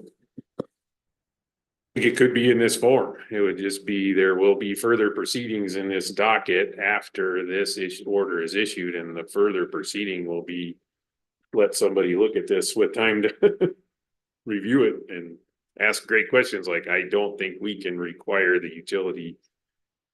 The utility should stand up for what its vendor has sold them. So asking a vendor to fill in the report is interesting. And then, like I say, you gave an excellent list of what the promise of grid mod is. There's nothing in here about greenhouse gases that I saw. Maybe it's in here and I just missed it. In the general. Okay, but my point is, I haven't had time to look at it. This case has gone on so long that let's figure out a way to proceed today and impose reporting requirements later. We could do it specifically tied to this order by deleting attached this order and maybe having an ordering paragraph that says something about further proceedings, or just be silent and hope we can catch up to this with the grid mod rulemaking. Defonse, if we're issuing a final order in the case, can we adopt a subsequent order that requires these reporting requirements? So I was actually just talking with Mr. Cameron about it. So we would leave this docket open. And so any reference of closing the dockets, we would scratch that in the final order. So we could do that. We could have a separate order that clarifies the reporting requirements. Yes. Yes, And what are the implications of leaving the docket open? there could be filings made into the docket. Other than that, not much. Would it prevent or preclude the utility from appealing? No, because the deadline to appeal is by statute, so it doesn't matter what docket's in, Right. or, yeah, it would just be in this docket. So it would be an appealable order still. I just want to make sure that we're not limiting due process. No, In the they event it would comes still be up. able to appeal. Mhm. It's more of an internal decree. Another possibility here would be to take that general paragraph and put it in the order and leave out the reliability measures, since, you know, they are much more specific and detailed. If, you know, if we feel comfortable with asking them to report on items that include but are not limited to reliability metrics, greenhouse gas reductions from reduced truck rolls, labor savings achieved, O&M savings and benefits. You know, if we feel relatively comfortable with that, we could put it in this order. But I do understand that the reliability list is a lot more specific and would require some more scrutiny to get everyone comfortable.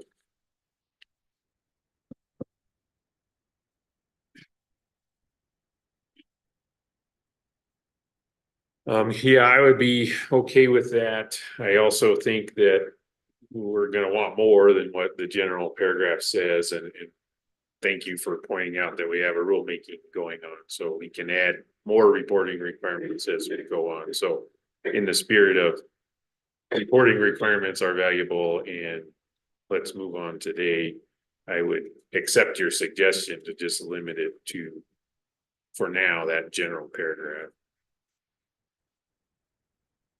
That works for me as well. And we might end up with way more topics than just reliability is the other thing. Okay, so let me recap where I think we're at. I'm working from order 2 with the understanding that with the exception of the paragraphs we discussed, order 1 and order 2 are the same. So we prefer the legacy meters on order 2 with no revisions. There are revisions to paragraph 48, which is a sentence that Ms. Stefans is going to add that defines what a pilot is. Paragraph 49, we're going to delete the last, was it 2 sentences? The text that's in yellow highlight begins with FPS, if SPS prefers. Then we can leave the rest of this order alone, except Exhibit A becomes just the general paragraph. So that's what I heard general agreement on. I just want to double check with that before. And just one technical detail, I mean, we could just dispense with the Exhibit A and delete the last sentence and just make,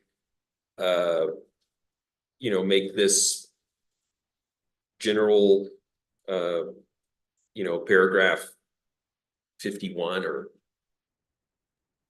Yeah, thank you for that suggestion. It's better Yes, I agree. because then Exhibit A is pretty eager.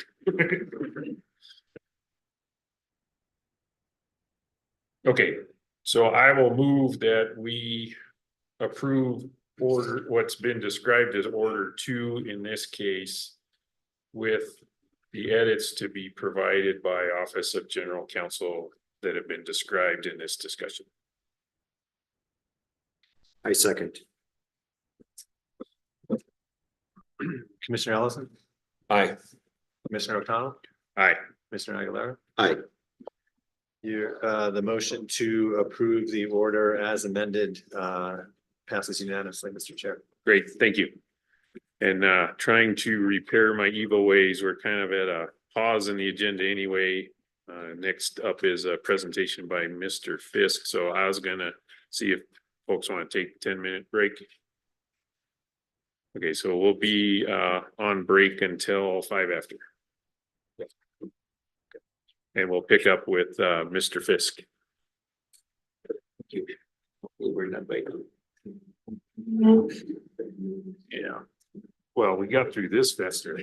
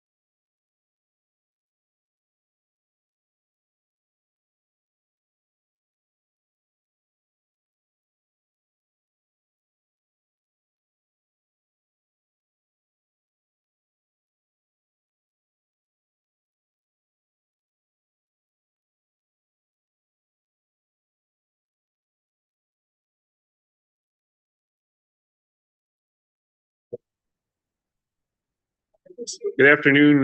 We're off our break, and so agenda wise, we are on regular action utility matter number 5, and we've got the inimitable Mr. Fisk. Thank you. Good morning or good afternoon, Mr. Chairman, Commissioners. Uh, this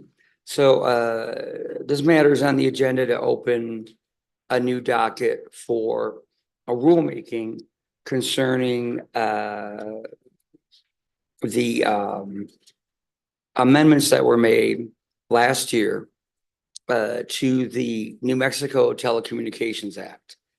And that act applies to a number of different types of carriers, because there's competitive local exchange carriers. But most the parts of it that were amended apply to incumbent local exchange carriers, or ILECs, that serve more than 50,000 access lines within the state. And as I noted in the order, at this time, and since it's been many years now, the only carrier in the state, incumbent carrier, in other words, a carrier that has copper lines in the ground that have been serving customers since back before I think 2005, is CenturyLink QC. That QC stands for Quest Corporation, which was the incumbent that CenturyLink bought its interest from. And now CenturyLink is now a subsidiary of Lumen Technologies, but I'll just refer to CenturyLink. So that's the only entity that's an incumbent serving more than 50,000 lines in the state. That 50,000 cutoff is important because that's why it's the regulation or the statute. There's the New Mexico Telecommunications Act that applies to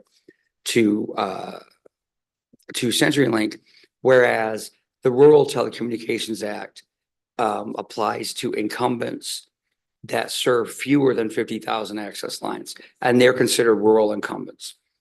And a big part of what the legislation in 2023 did, specifically the Senate Bill 41, was to require the commission to achieve parity of regulation between the one local incumbent, large incumbent exchange carrier, or LILAC, as the commission itself has defined that category, CenturyLink, and the level of regulation applied to the rural ILECs pursuant to the Rural Telecommunications Act.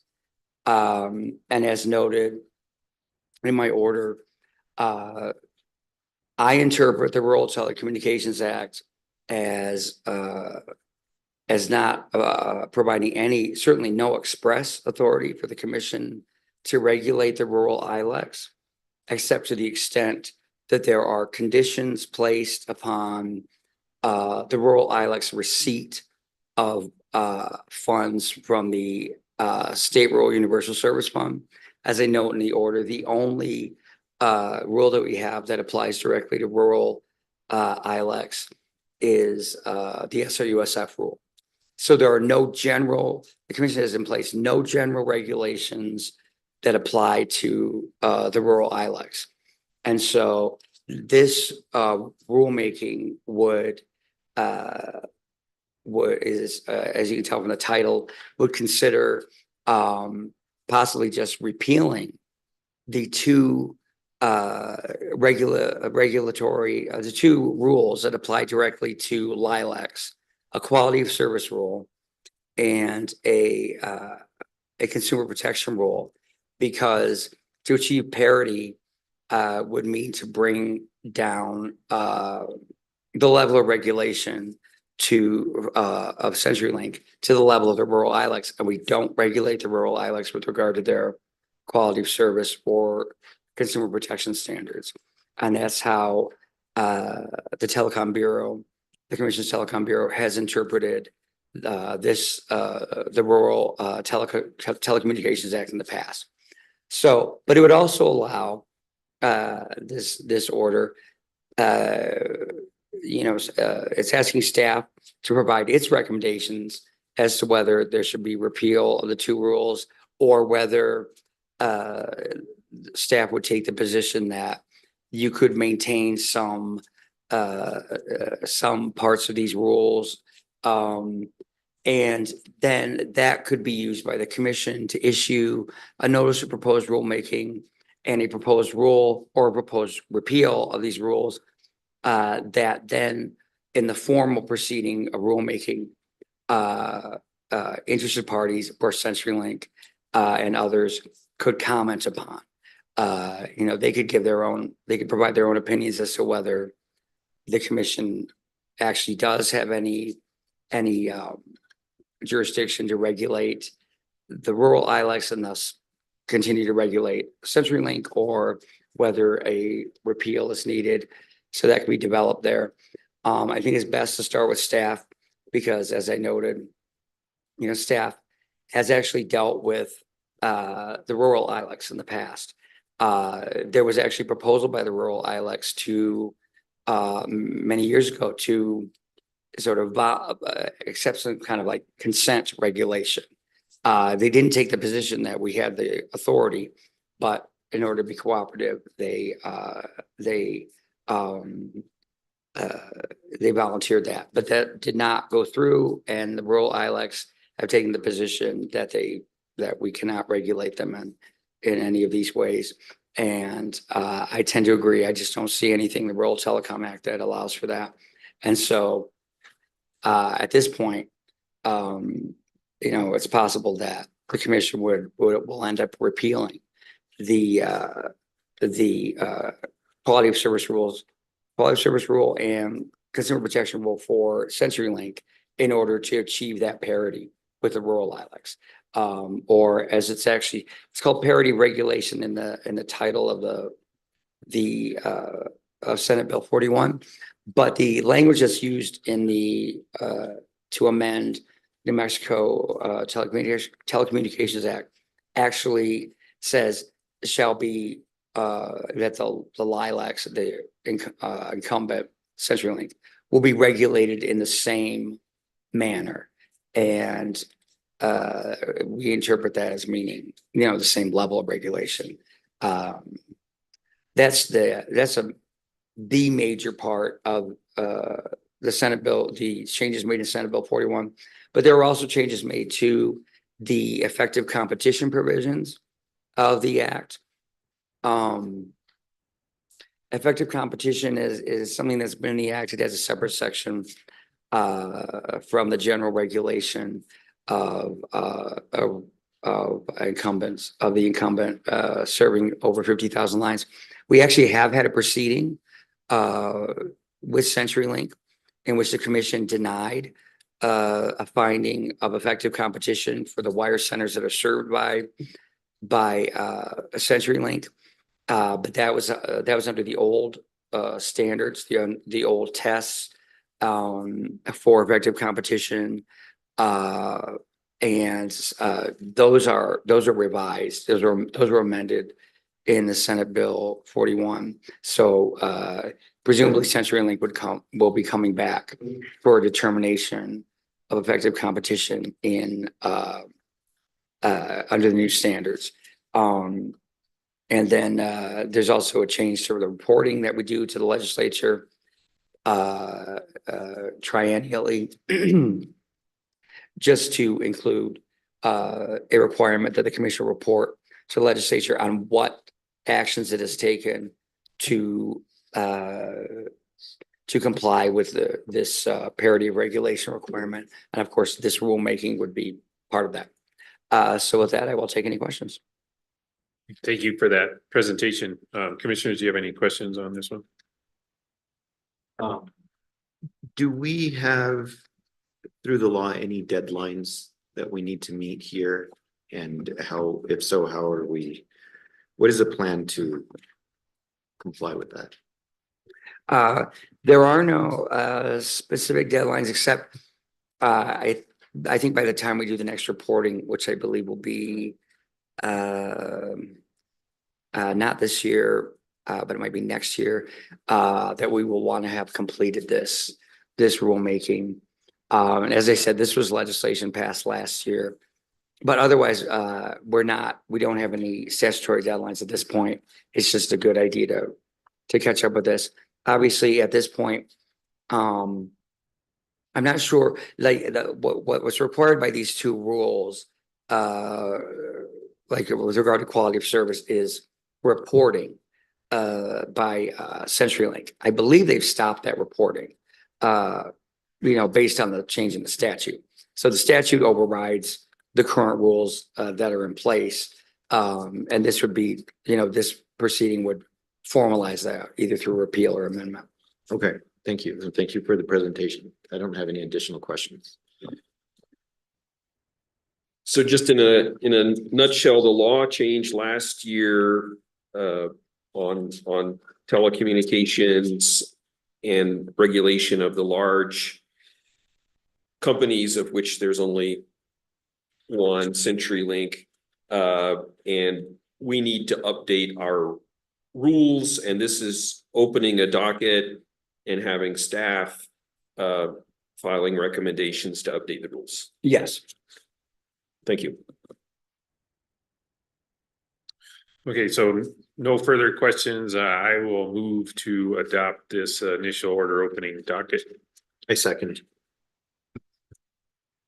Commissioner Ellison, Aye. Commissioner O'Connell, Aye. Commissioner Aguilar. Aye. The motion to approve the order passes unanimously, Mr. Chairman. Thank you. Thank you, Mr. Chairman, Commissioners. Thank you, Mr. Fisk. Thank you. Okay, so a reminder, we flipped the next two panels in the agenda, so we're gonna do discussion first. I see Mr. O'Donnell and Ms. Tatro, but I don't see Mr. Montoya.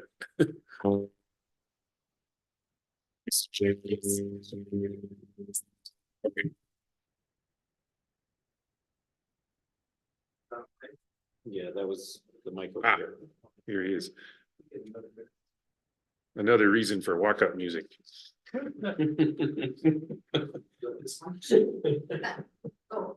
No, it was that one. Was this one?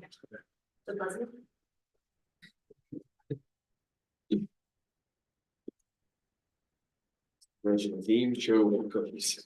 Well, the suggestion I heard was breaking the law, breaking. Okay, so thank you for being here, Mr. Montoya. You're here to present informational item, just follow up on September 7th, 2023 incident investigation. So thank you for being here and take it away. Yes, sir, Mr. Chairman, Commissioners, thank you. Thank you for having me. Yes, I'm just here to give a quick recap on what's transpired since the September 7th, 2023 reportable incident. At or around 2:18 p.m., a gas explosion had occurred in the southeast part of Albuquerque, specifically at 4100 Ridgely Drive, northeast in Albuquerque, New Mexico. And per the federal regulations, when certain criteria is met, pipeline operators, distribution companies, transmission companies, gathering companies are required to report, make it a reportable incident to not only the National Response Center, the Pipeline Safety Bureau on behalf of the state of New Mexico. I was on call that day. I immediately deployed to the site and implemented an investigation for obvious reasons. So I'll get us up to where we are today, which is a notice of probable violation letter has been sent to New Mexico Gas Company's attention just yesterday. And I believe that a copy of that document has been distributed. And if you've had a chance to read it, great, a short period of time. And if you have any questions on it, so that'd be great as well. As part of that investigation, one of the practices that we've implemented here in the Pipeline Safety Bureau is we want to make sure that during the investigation, as time goes and milestones are met, there's definitely selected physical conditions, written procedures, and records are reviewed, analyzed, assessed to try to determine if any probable violations have occurred per the federal regulations, which have been incorporated by reference, and also the Pipeline Safety Act, which is Chapter 70 of the New Mexico statutes. The Mexico Administrative Code, which is Title 18, is what the PRC rules also allow us to govern. And like I said, as a lead investigator, I definitely conducted some interviews. There was a number of records that you could have imagined that we reviewed. That this all stemmed from and started back in 2009. And what I've discovered is that New Mexico Gas Company was in the process of upgrading some inferior pipeline and some old steel pipelines in this neighborhood and installing some polyethylene, 2-inch polyethylene pipe as the distribution main. And unfortunately, the contractor at the time ended up bisecting a sewer lateral to 4100 Ridgely Avenue back in 2009. Fast forward to end of 2016 is when the sewer lateral conflict was discovered. So several years thereafter, for obvious reasons, right? The sewer line's backing up into the customer's home. They constantly calling plumbers out, and thankfully they didn't put a snake in there and drill a hole into the 2-inch pipeline that had bisected the sewer line. Otherwise, we would have had a lot more escaping gas into a home, likely. And so early January, New Mexico Gas Company deployed a crew to go and make repairs. And to avoid the conflict, they installed what is referred to as a dog leg. And if I could possibly draw a picture, if I need to share something, I could and demonstrate what it is. But basically, instead of, because the sewer line and the gas line were at the same elevations. And so they installed the gas line a little bit deeper than the sewer line to try to avoid conflict. Because obviously sewers are gravity and gas mains are under pressure. So it's easier to go deeper. And when they installed this pipeline, unfortunately, there were 6 butt fusions as part of this dog leg. And in order, most of the pipeline was fabricated above ground, but obviously they have to get into a bell hole and tie the new pipeline segment and pup into the existing pressurized main. And if I fast forward a little bit further, in 2019 was the last leak survey that New Mexico Gas Company conducted in this neighborhood. And based on my review of the records, we didn't have any indication of possible leaks in the neighborhood. The regulation requires that these leak surveys be conducted once every 5 years. And so the next one wasn't due until 24, right, this year. And so that's the federal regulation, like I said, that the PRC has incorporated by reference. So they were compliant there. The other component that we would typically depend upon is the public's knowledge of what gas smells like. And New Mexico Gas Company has a pretty robust public awareness program that we also inspect and ensure compliance with the federal regulations. And so we don't have any record of any odor complaints. And what I'm alluding to, I guess, is that although there was observations made that a pinhole sized leak may have been present for quite a while, the actual larger volume of gas may not have actually happened until close to or around the time that the house actually exploded on September 7th, 2023. We're very fortunate. The homeowners themselves had a couple of kids inside, and they were treated for minor injuries and released from the hospital. And so that doesn't qualify as being hospitalized by federal regulation because they would have had to been admitted and stayed overnight. But the criterion that this incident met was the amount of property damage and the cost. I mean, with any cost anymore, you can easily exceed $122,000, which is the federal limit on when it becomes reportable. And so in 2023 is when the gas company deployed upon being made aware of the explosion and discovered a leaking fusion, a joint. And so I'm going to try to be clear that in plastic pipe discussions, we talk about joining. In steel, we talk about welding. And so a lot of people try to use welding interchangeably. I try to stick to what's in the regulation. So when you hear me say a joining, that's putting two plastic pieces of pipe together. So as part of this, as you know, these things take time. I mean, this happened in September 2023, and I finally was able to draw some conclusions on my behalf and behalf of the PSB as to what I observed and what I believe to be probable violations, not only with New Mexico Gas Company's operation and maintenance procedures, but also the federal regulations, and those are cited in the letter itself. That piece of pipeline had been removed, and a chain of custody was established and sent to a third-party laboratory in Colorado, and it was subject to strength testing, pressure testing, pulling, squeezing, tightening, twisting, if you can imagine it being subject to, try to determine what actually happened. And based on some of the pictures and some of the written recommendations and conclusions, not necessarily recommendations, more so conclusions, it is apparent to me that the subject fusion should have never been past the visual inspection. So what the regulation requires is when you tie it in, obviously it's under pressure. You can't subject it to pressure with air. It's the medium that it's transporting. So it's gas. The maximum allowable operating pressure of the system was 60 pounds. The day of the explosion, it was around 56 to 58, and probably varies depending on use.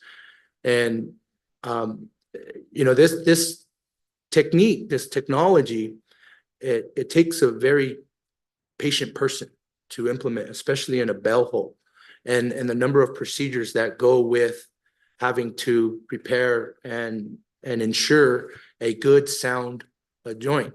You have to secure the pipe. You have to face the pipe, which basically makes both of the ends smooth. You have to align the pipe so when you put them together, there's no gap between the outer width. You have to melt the pipe. You have to squeeze the pipe. You have to hold the pipe. I mean, there's a lot that goes on. And there was a two-man crew trying to perform this activity. Obviously, one in the bell hole with all of the machine and himself and trying to maneuver. And that may have contributed to some of the issues. I'm not exactly sure. We weren't on site. There was the individual that actually performed the joining procedure was available for an interview, and the gas company made him available. And that's where I got some of the information from. A qualified individual, been working for New Mexico Gas for many years. But it was apparent to me based on the laboratory testing and my observation experience that fusion should have never passed the visual inspection. And when it doesn't pass the visual inspection, then it basically, and this is summarized in the letter, so it's nothing out of the ordinary what I'm talking to you all about today. And when it doesn't pass the visual inspection, it's required to be cut out, and the fusion should be, you should basically start over with the procedure. And so the next step is, obviously the gas company has been in receipt of that letter. They have 15 days to respond. They have the ability to deny, contest, or admit to the alleged violations that have been summarized in that letter based on the investigation. They also have the opportunity by rule to request a hearing before this commission. That's still something eligible to them. This practice of us conducting the investigation, determining probable violations, issuing a notice of probable violation letter, has been established since I started here at the PRC, 14 years ago, and with a gentleman named Avelino Guterres from the legal department. And I really wanted to make sure that we were in compliance with statutes and rules and how we are enforcing compliance, including and assessing civil penalties. And so I have worked with him in the past, and so we've been implementing this process for quite some time. And I share that with you because I think it's pretty effective. Quite honestly, I'm hopeful that the gas company and the Pipeline Safety Bureau can meet again and discuss improving the O&M procedures to prevent this from recurring.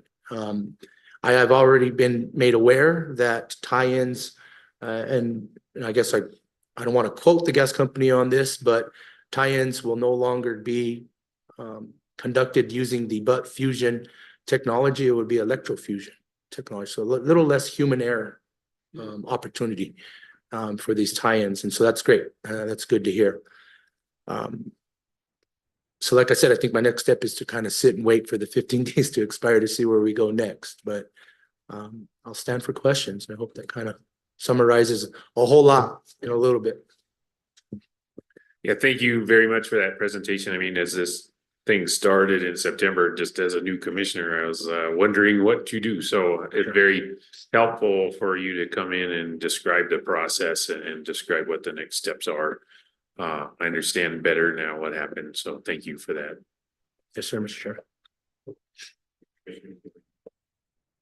Yeah, thank you for the presentation and the investigation that is ongoing.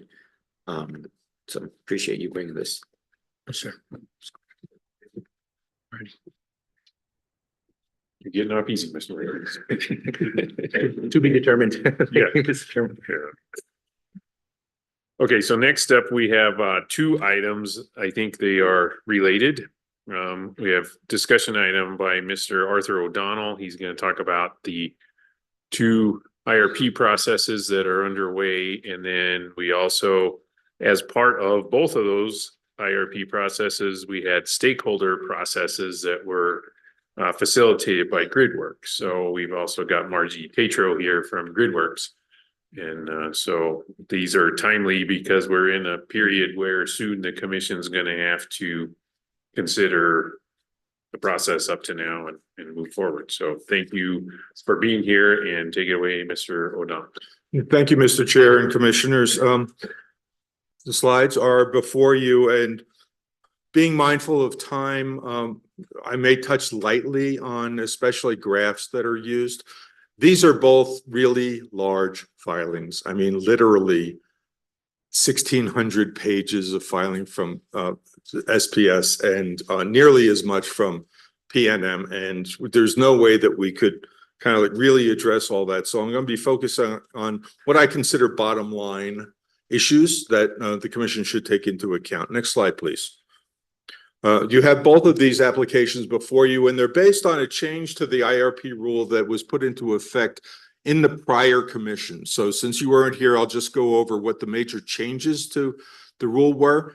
And that was modernizing the process to define timelines and outputs better, to align the rule with newer statutes, particularly the Energy Transition Act and the increases in the RPS requirements that are under the Renewable Energy Act and some other legislation, really focusing the filing on creation of a statement of need and a 4-year action plan that's based on a 20-year planning horizon.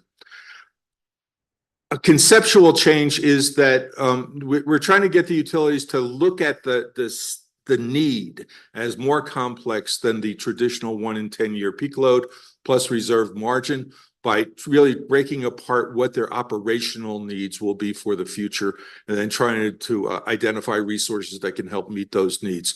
It also, as you mentioned, institutes a facilitated stakeholder engagement process 6 months in advance of filing that takes the place of a public input process that never really added much to the process. That was a year before the utility filed. In this case, we tried to get stakeholders engaged upfront. And really the biggest thing in the change was directly linking planning and procurement of resources, whereas that link had never existed before. We didn't change the requirements for what should be studied, right? There's a big long list of resources and status of the utility system that are still part of the IRP consideration. What was new in this was having the utilities add some descriptions of transmission and distribution impacts and projects to the extent they're known. Each of the utilities kind of took that at a different level. We do anticipate significant resource solicitations as soon as the first half of 2024 for both of the IOUs, and that's really what I'll focus on. Next slide, please. Okay. Next slide, please. Yes, thank you. I won't read this whole thing, but really the commission recognized that this requires a new paradigm of cooperation and active engagement from everybody, including the commission, and also that it is hoped and expected to reduce the likelihood of the commission denying a utilities application for either a CCN or a PPA, and that's something that has happened in the past. Next slide, please. we had adopted a particular, no, back one, please. We had adopted a particular rotating schedule for the utilities, but then SPS came to the commission with somewhat of an emergency request to expedite. They were going to go second in the coming year, but they gave us these reasons for needing to do it sooner. And that is that they have increased minimum reserve requirements from the Southwest Power Pool. The pool also has made adjustments to the allowable capacity factors given to intermittent resources. There is obviously increased demand from Permian Basin customers as drilling and processing continues to increase. There is the doubling of RPS requirements under the ETA, retirement and replacement of legacy fossil plants, and the perceived need for storage and flexible resources. All of that really kind of like led the commission to saying, yeah, we'll change the schedule. And so although PNM was in line to start first, SPS commenced in April 2023 with a filing date of October, and PNM began in June with a filing date in December. So now we have both of those. Next slide, please. Okay, just at the bare minimum is SPS is forecasting a lot of need, right? It comes even after a consideration of several applications that the utility has before the commission now for resources that were acquired through market solicitations last year. There is still a residual need that they see, and because of the heavy emphasis on renewable energy, the nameplate capacity needs to be a lot higher than, or at least the resource acquisition needs to be a lot higher than the nameplate capacity of the resources. So what we're looking at, and these two slides really boil it down, is that SPS believes that it needs in the near term somewhere between 5,300 megawatts and over 10,000 megawatts of new resources between 2028 and 2030. And looking at the long-term 20-year, which would be the period for the energy transition, as much as 24,000 megawatts. Now, nothing in this filing kind of like presumes reasonableness of those requests yet. The commission will deal with those after a market solicitation and the commission then is faced with request for approval of the resources through CCNs or PPAs. But this is what we're looking at. Next slide, please. This is just a different graphic representation of the same information. It shows the ranges, near term and long term. I will note that the need is now being defined as need for new clean energy and need for dispatchable resources, which probably includes energy storage, and then a total range. So these are the numbers that we're looking at as potential. There's an asterisk next to one of those numbers, and that's because my addition doesn't seem to comport with SPS's addition. They're not far off, and none of these numbers really make sense until we see how the market responds to an RFP. Next slide, please. This is, again, don't worry about the numbers, but this is projections of SPS's peak load.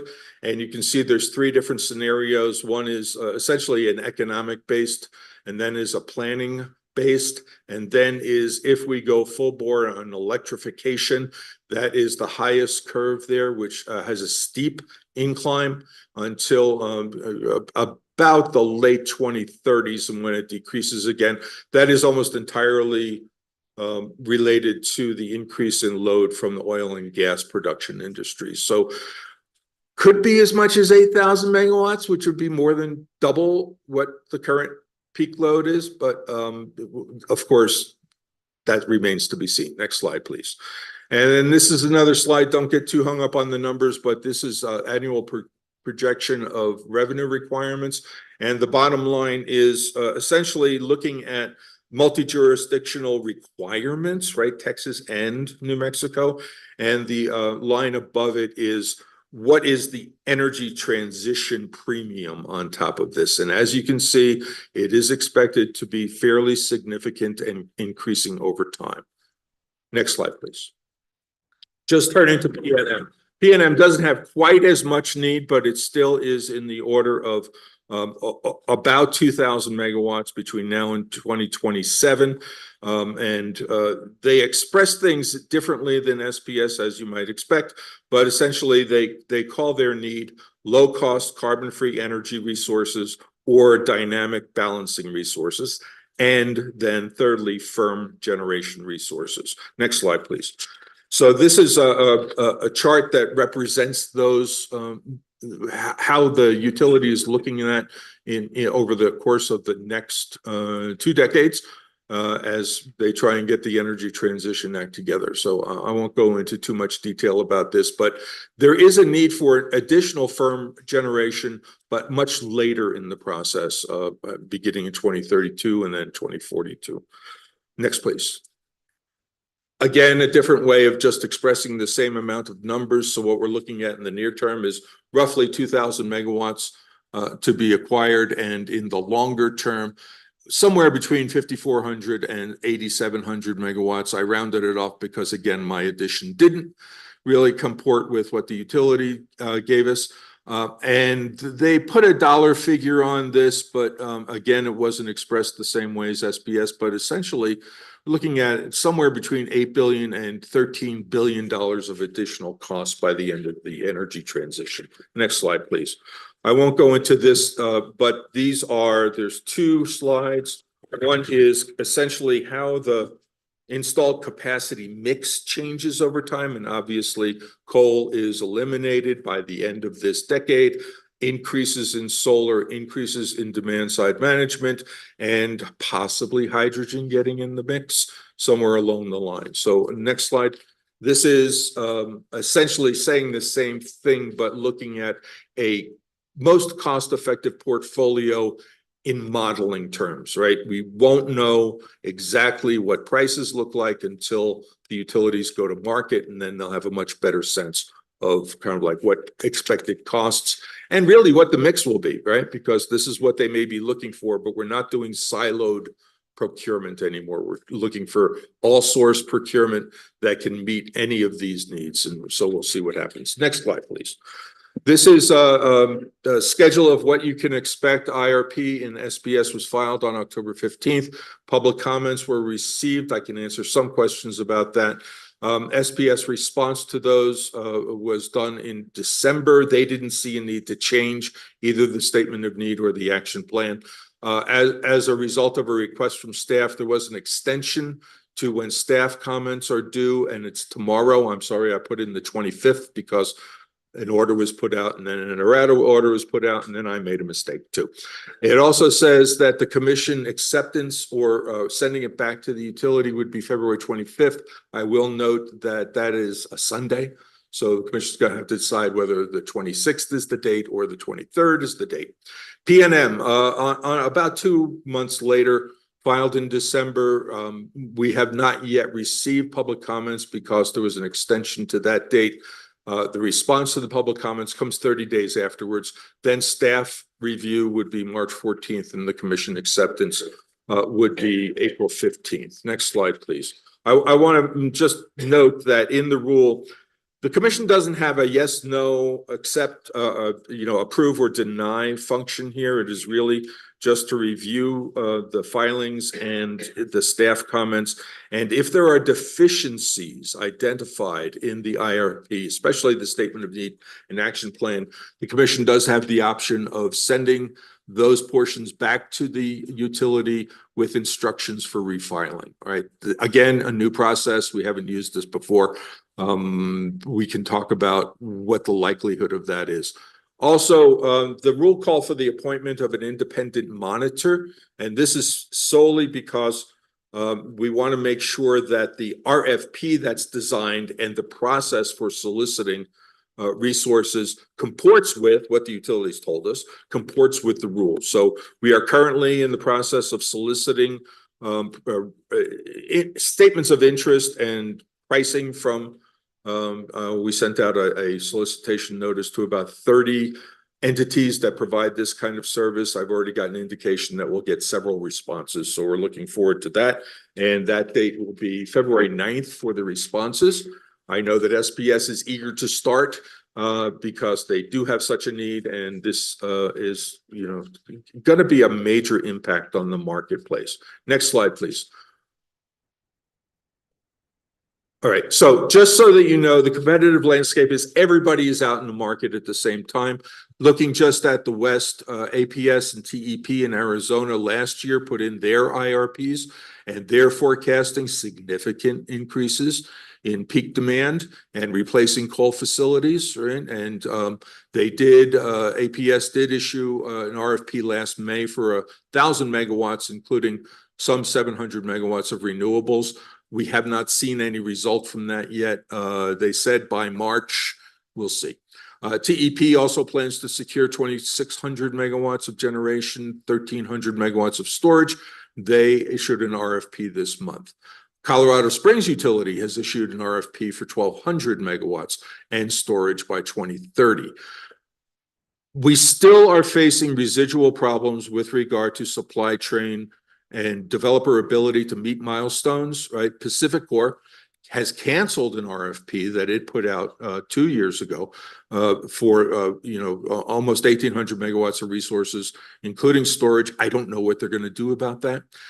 Nevada Energy, NV Energy, has killed 2 contracts for 600 megawatts of solar and 480 megawatts of storage to replace a 522 megawatt coal plant.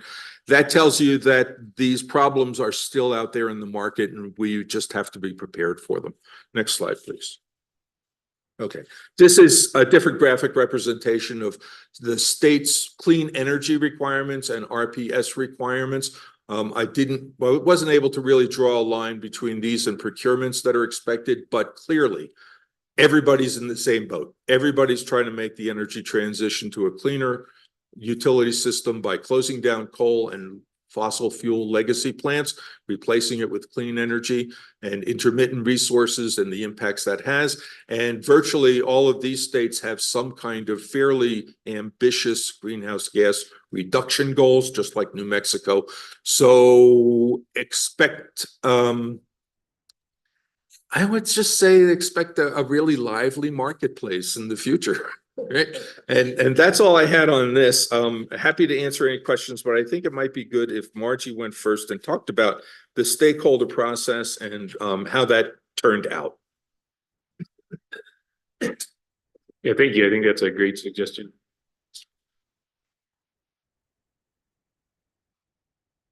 The slides in case you need them.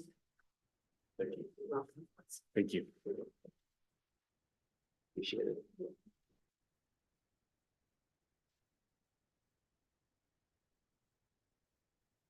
Thank you, Mr. Chair and Commissioners, for allowing us to share the experience that we had this past year in facilitating 2 parallel processes to inform the integrated resource plans of PNM and SPS.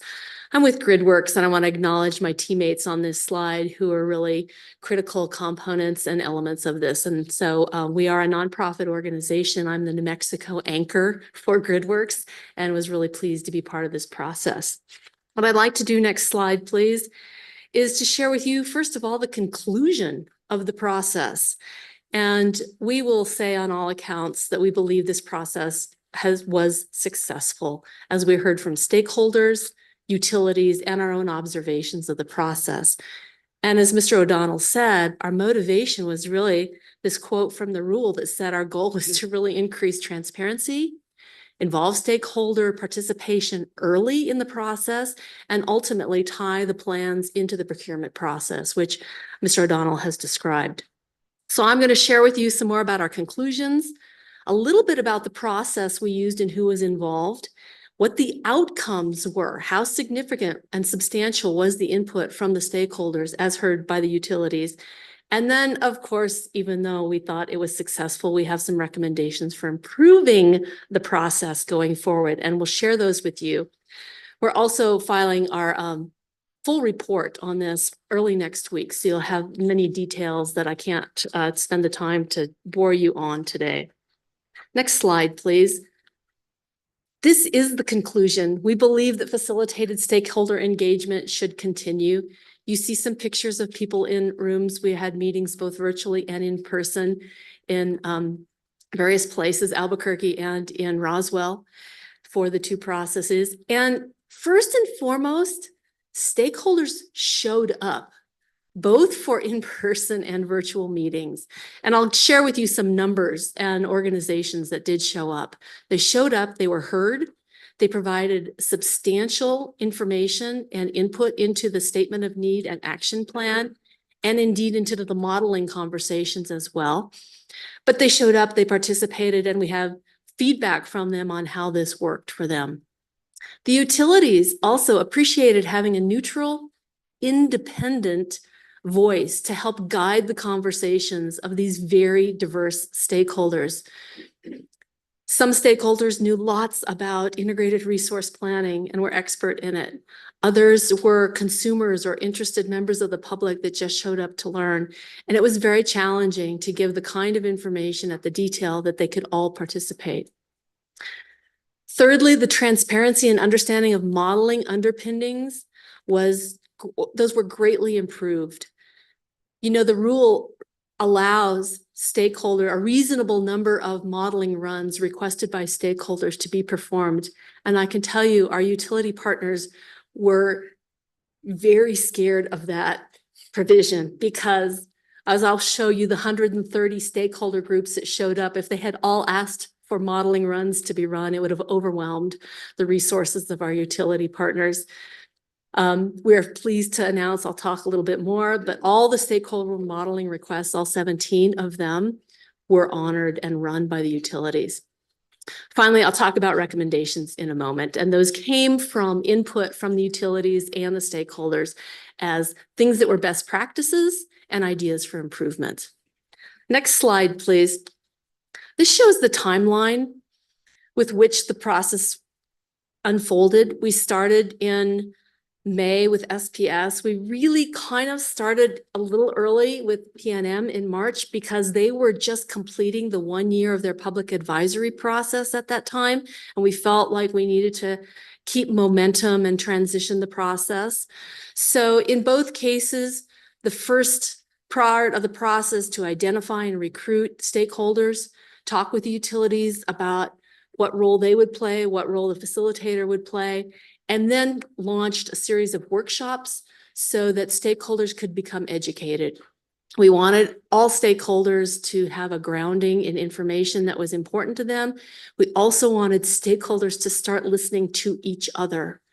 This is a dramatic difference. The public advisory process in the past seems to have focused on stakeholders or public providing input to the utility and the utility wanting and needing to respond to that. This process was different.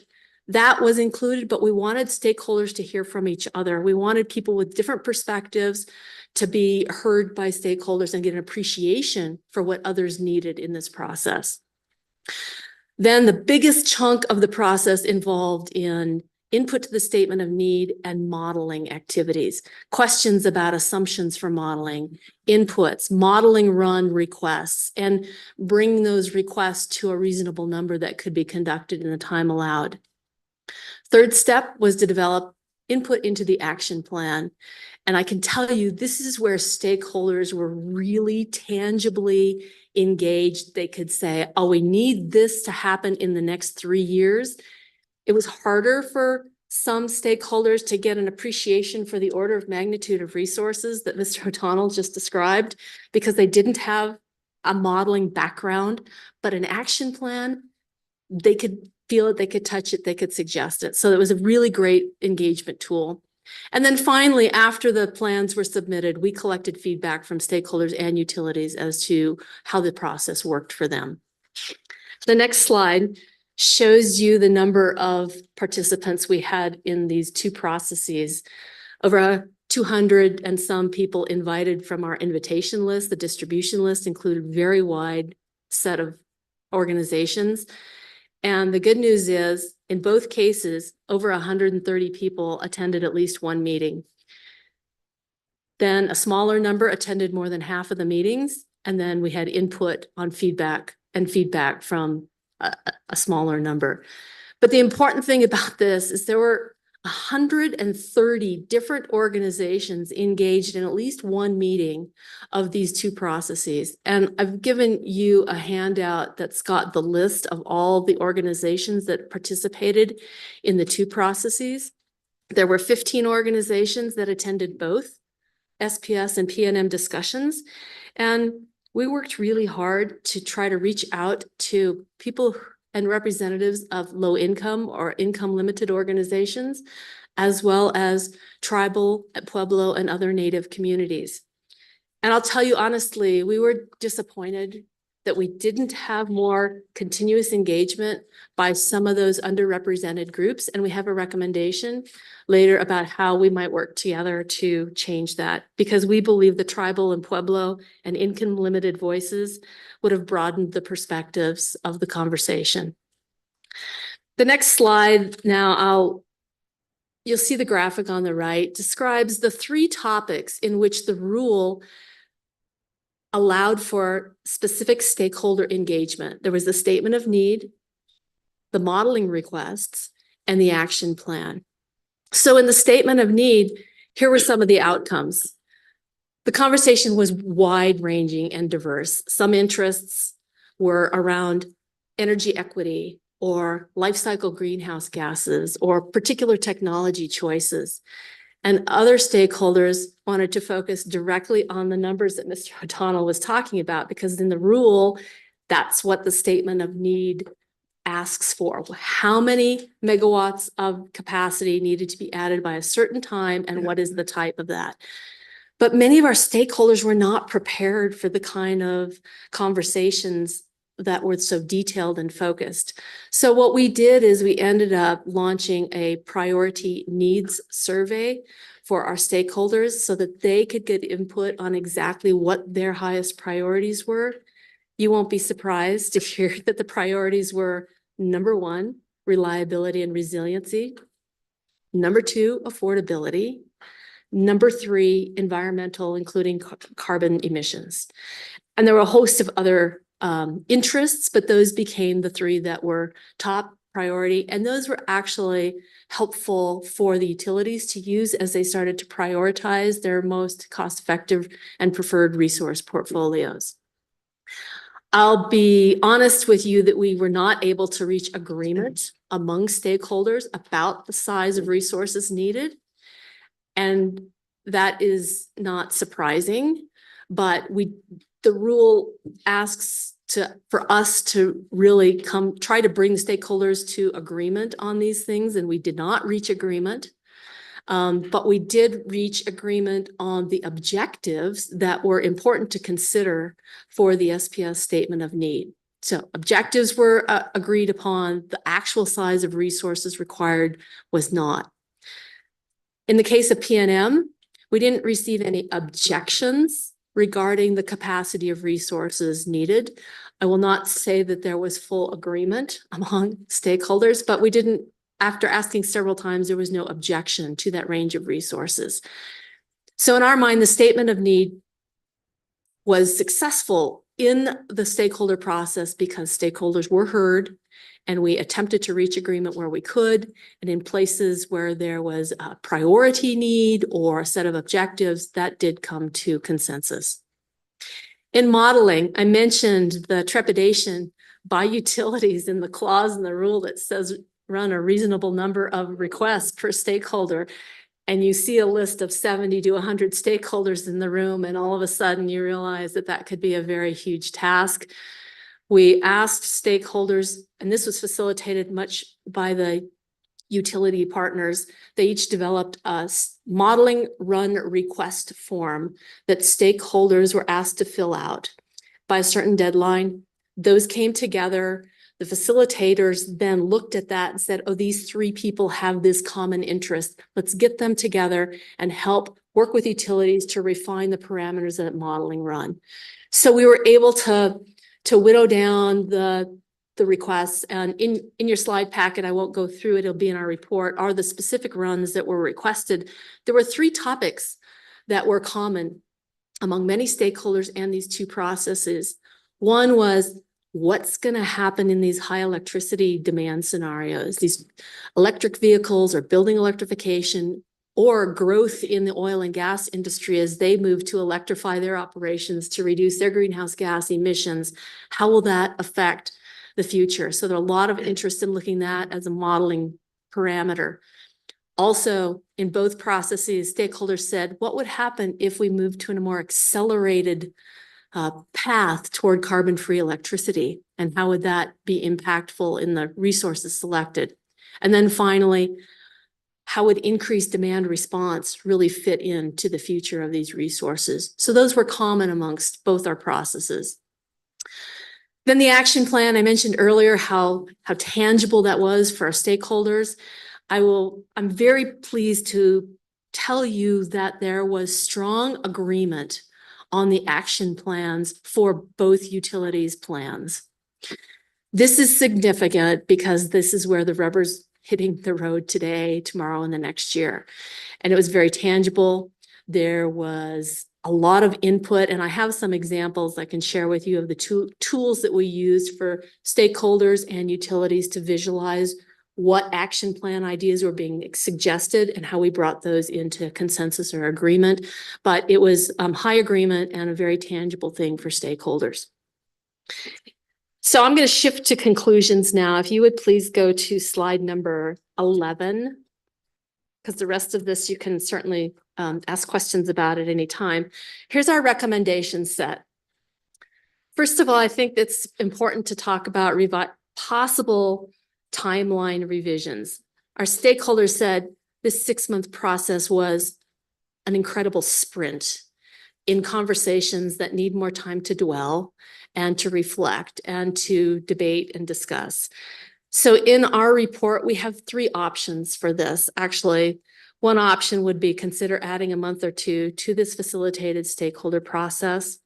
A second would be to divide the stakeholder groups into 2 separate processes, one that's more public consumer oriented and one that's more technical focused.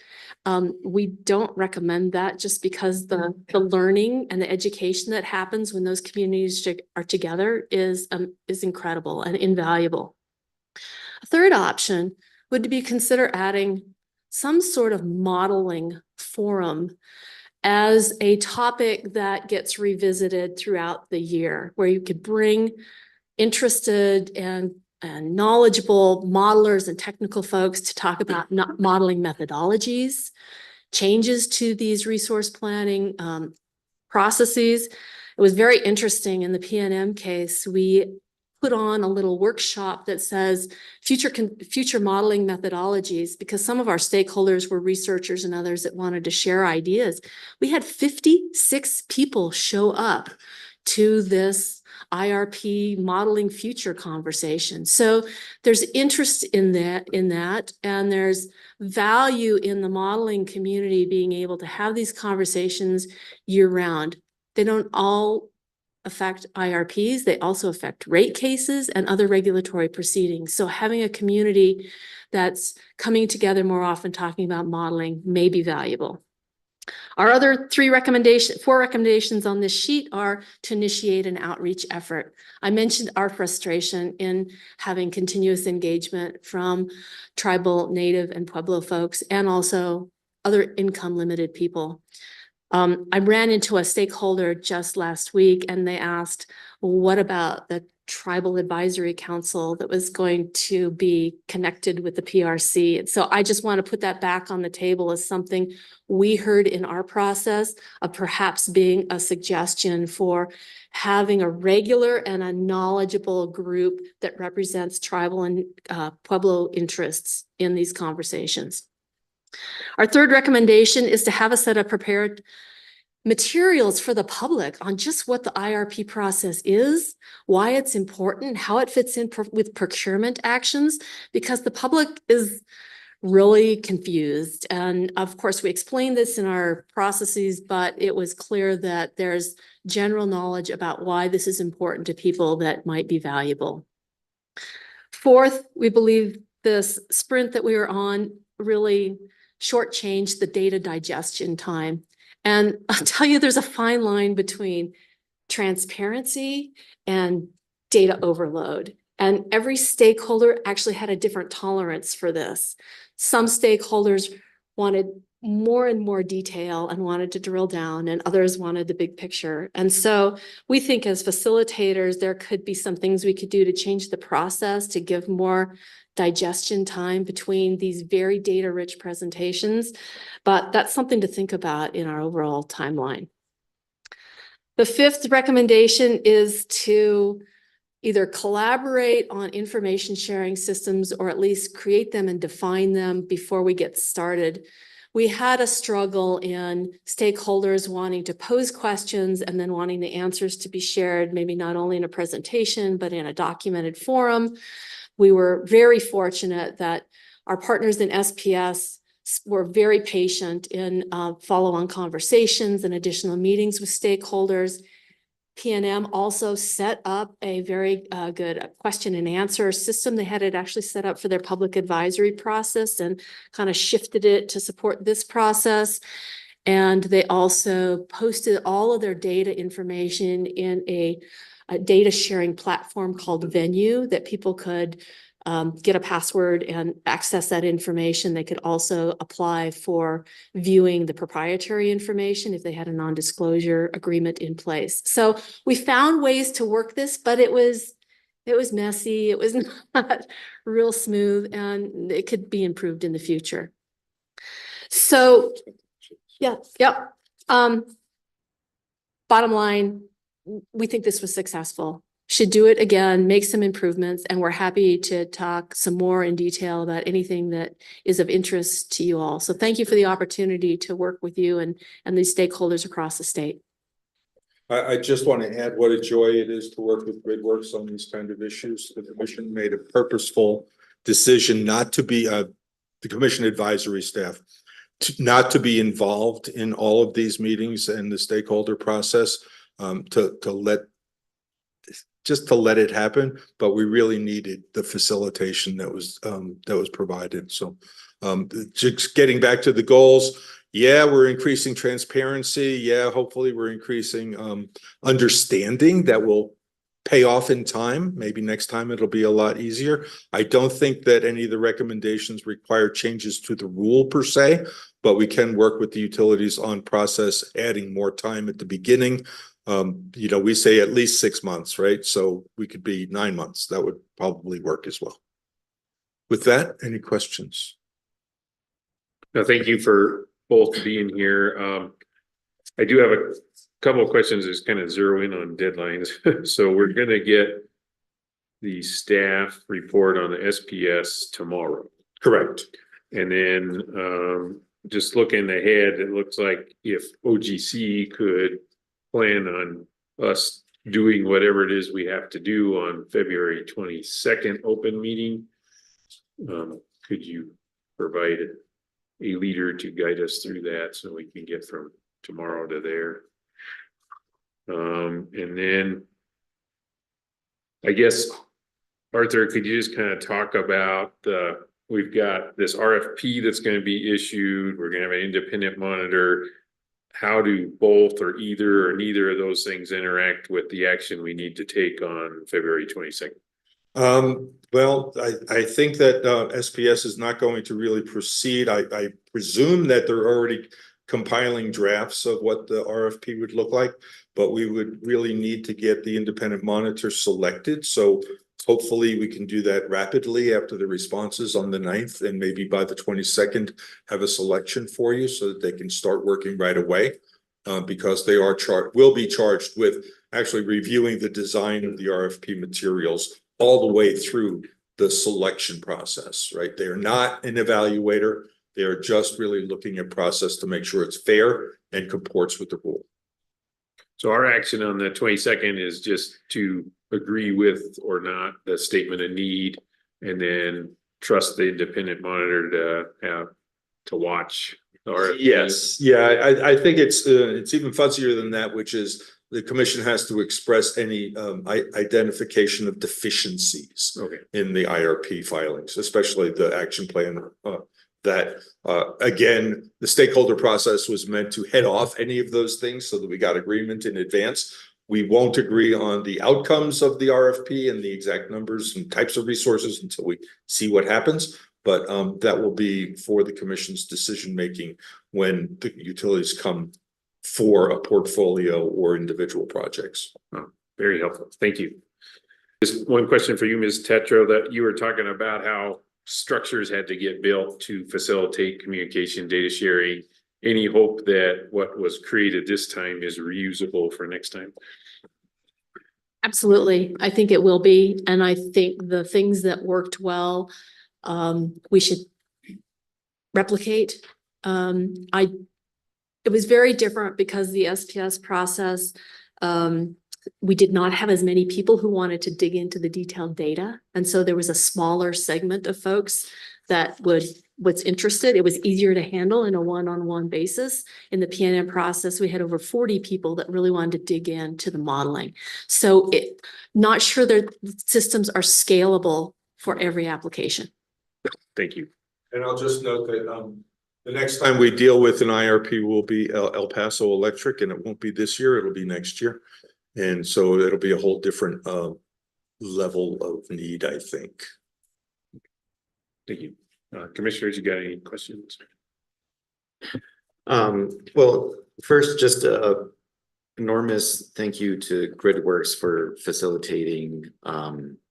It seems like there is a lot of work that has already been done, a lot of work still to do, but the work that has been done seems to be very worthwhile to get to this point and have, you know, the facilitation for stakeholders to get together and you know, come up with the statement of need is really just, I think, the way that this should work. And so thanks to you and GridWorks for all of the work that you've done and for stepping up and, you know, conducting 2 of these. So thank you so much. And I feeling the crunch of time a little bit, so I think I'll just ask one question with respect to what's coming up in deciding who that independent evaluator is. Am I correct in assuming that you and the chief of staff will do that?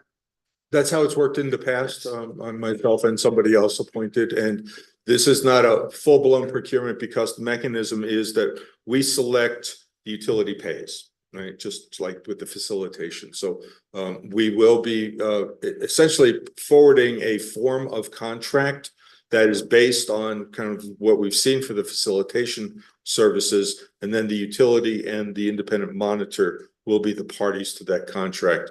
And, you know, we'll just be monitoring that. I think that basically we'll check a box on that. Okay, great. Thank you. I agree with that. I would rather the commission not be involved in that. And the only thing I would stress is independence. Yeah. And I think both the utilities have indicated that they probably will be hiring independent evaluators to actually run the RFP, which they've done in the past, right? Yeah. So this is very involved. It's novel for New Mexico. It's actually, some respects, it's novel for the rest of the country. Not that many jurisdictions tie planning and procurement, but that was one of the whole reasons for the change in the IRP rule. Thank you. And I think I may have said evaluator. I did not mean evaluator. I recognize that it's a monitor. Yeah. Okay.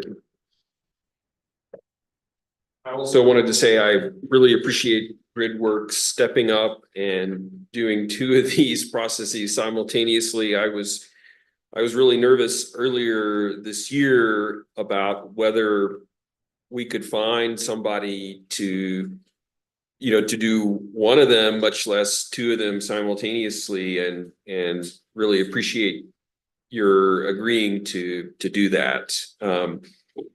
You know, I did want to ask as well. So on the, it sounds like on the February 22nd open meeting is sort of our chance to say whether we saw any deficiencies in the process for the SPS IRP, correct? And for the PNM, Is that gonna be later, given the fact that that report came out later? Yeah, you've got an April 15th date for endgame on the PNM IRP. Okay. And hopefully we won't have this situation, but if we were to identify any deficiencies, what would happen in that case? The wording of the rule is that we would notify the utilities of perceived deficiencies with instructions for refiling. So it could be minor, could be major. Hopefully it would be minor, if anything. Okay, thank you. Commissioners, thank you so much for your consideration. Thank you. Thank you both. Okay, so that concludes the discussion portion of the agenda. Now we're on discussion and potential action. So first is a follow-up to a discussion we had 2 weeks ago, OMA policy, and Mr. Campbell. Thanks, Mr. Chair. In your binders, you'll find two versions of the proposed OMA policy. The first one is the clean one. The second one has yellow highlights for the changes that were made from the version that you had at the last meeting. And what occurred at the last meeting is essentially I was asked to make some changes and clean some things up to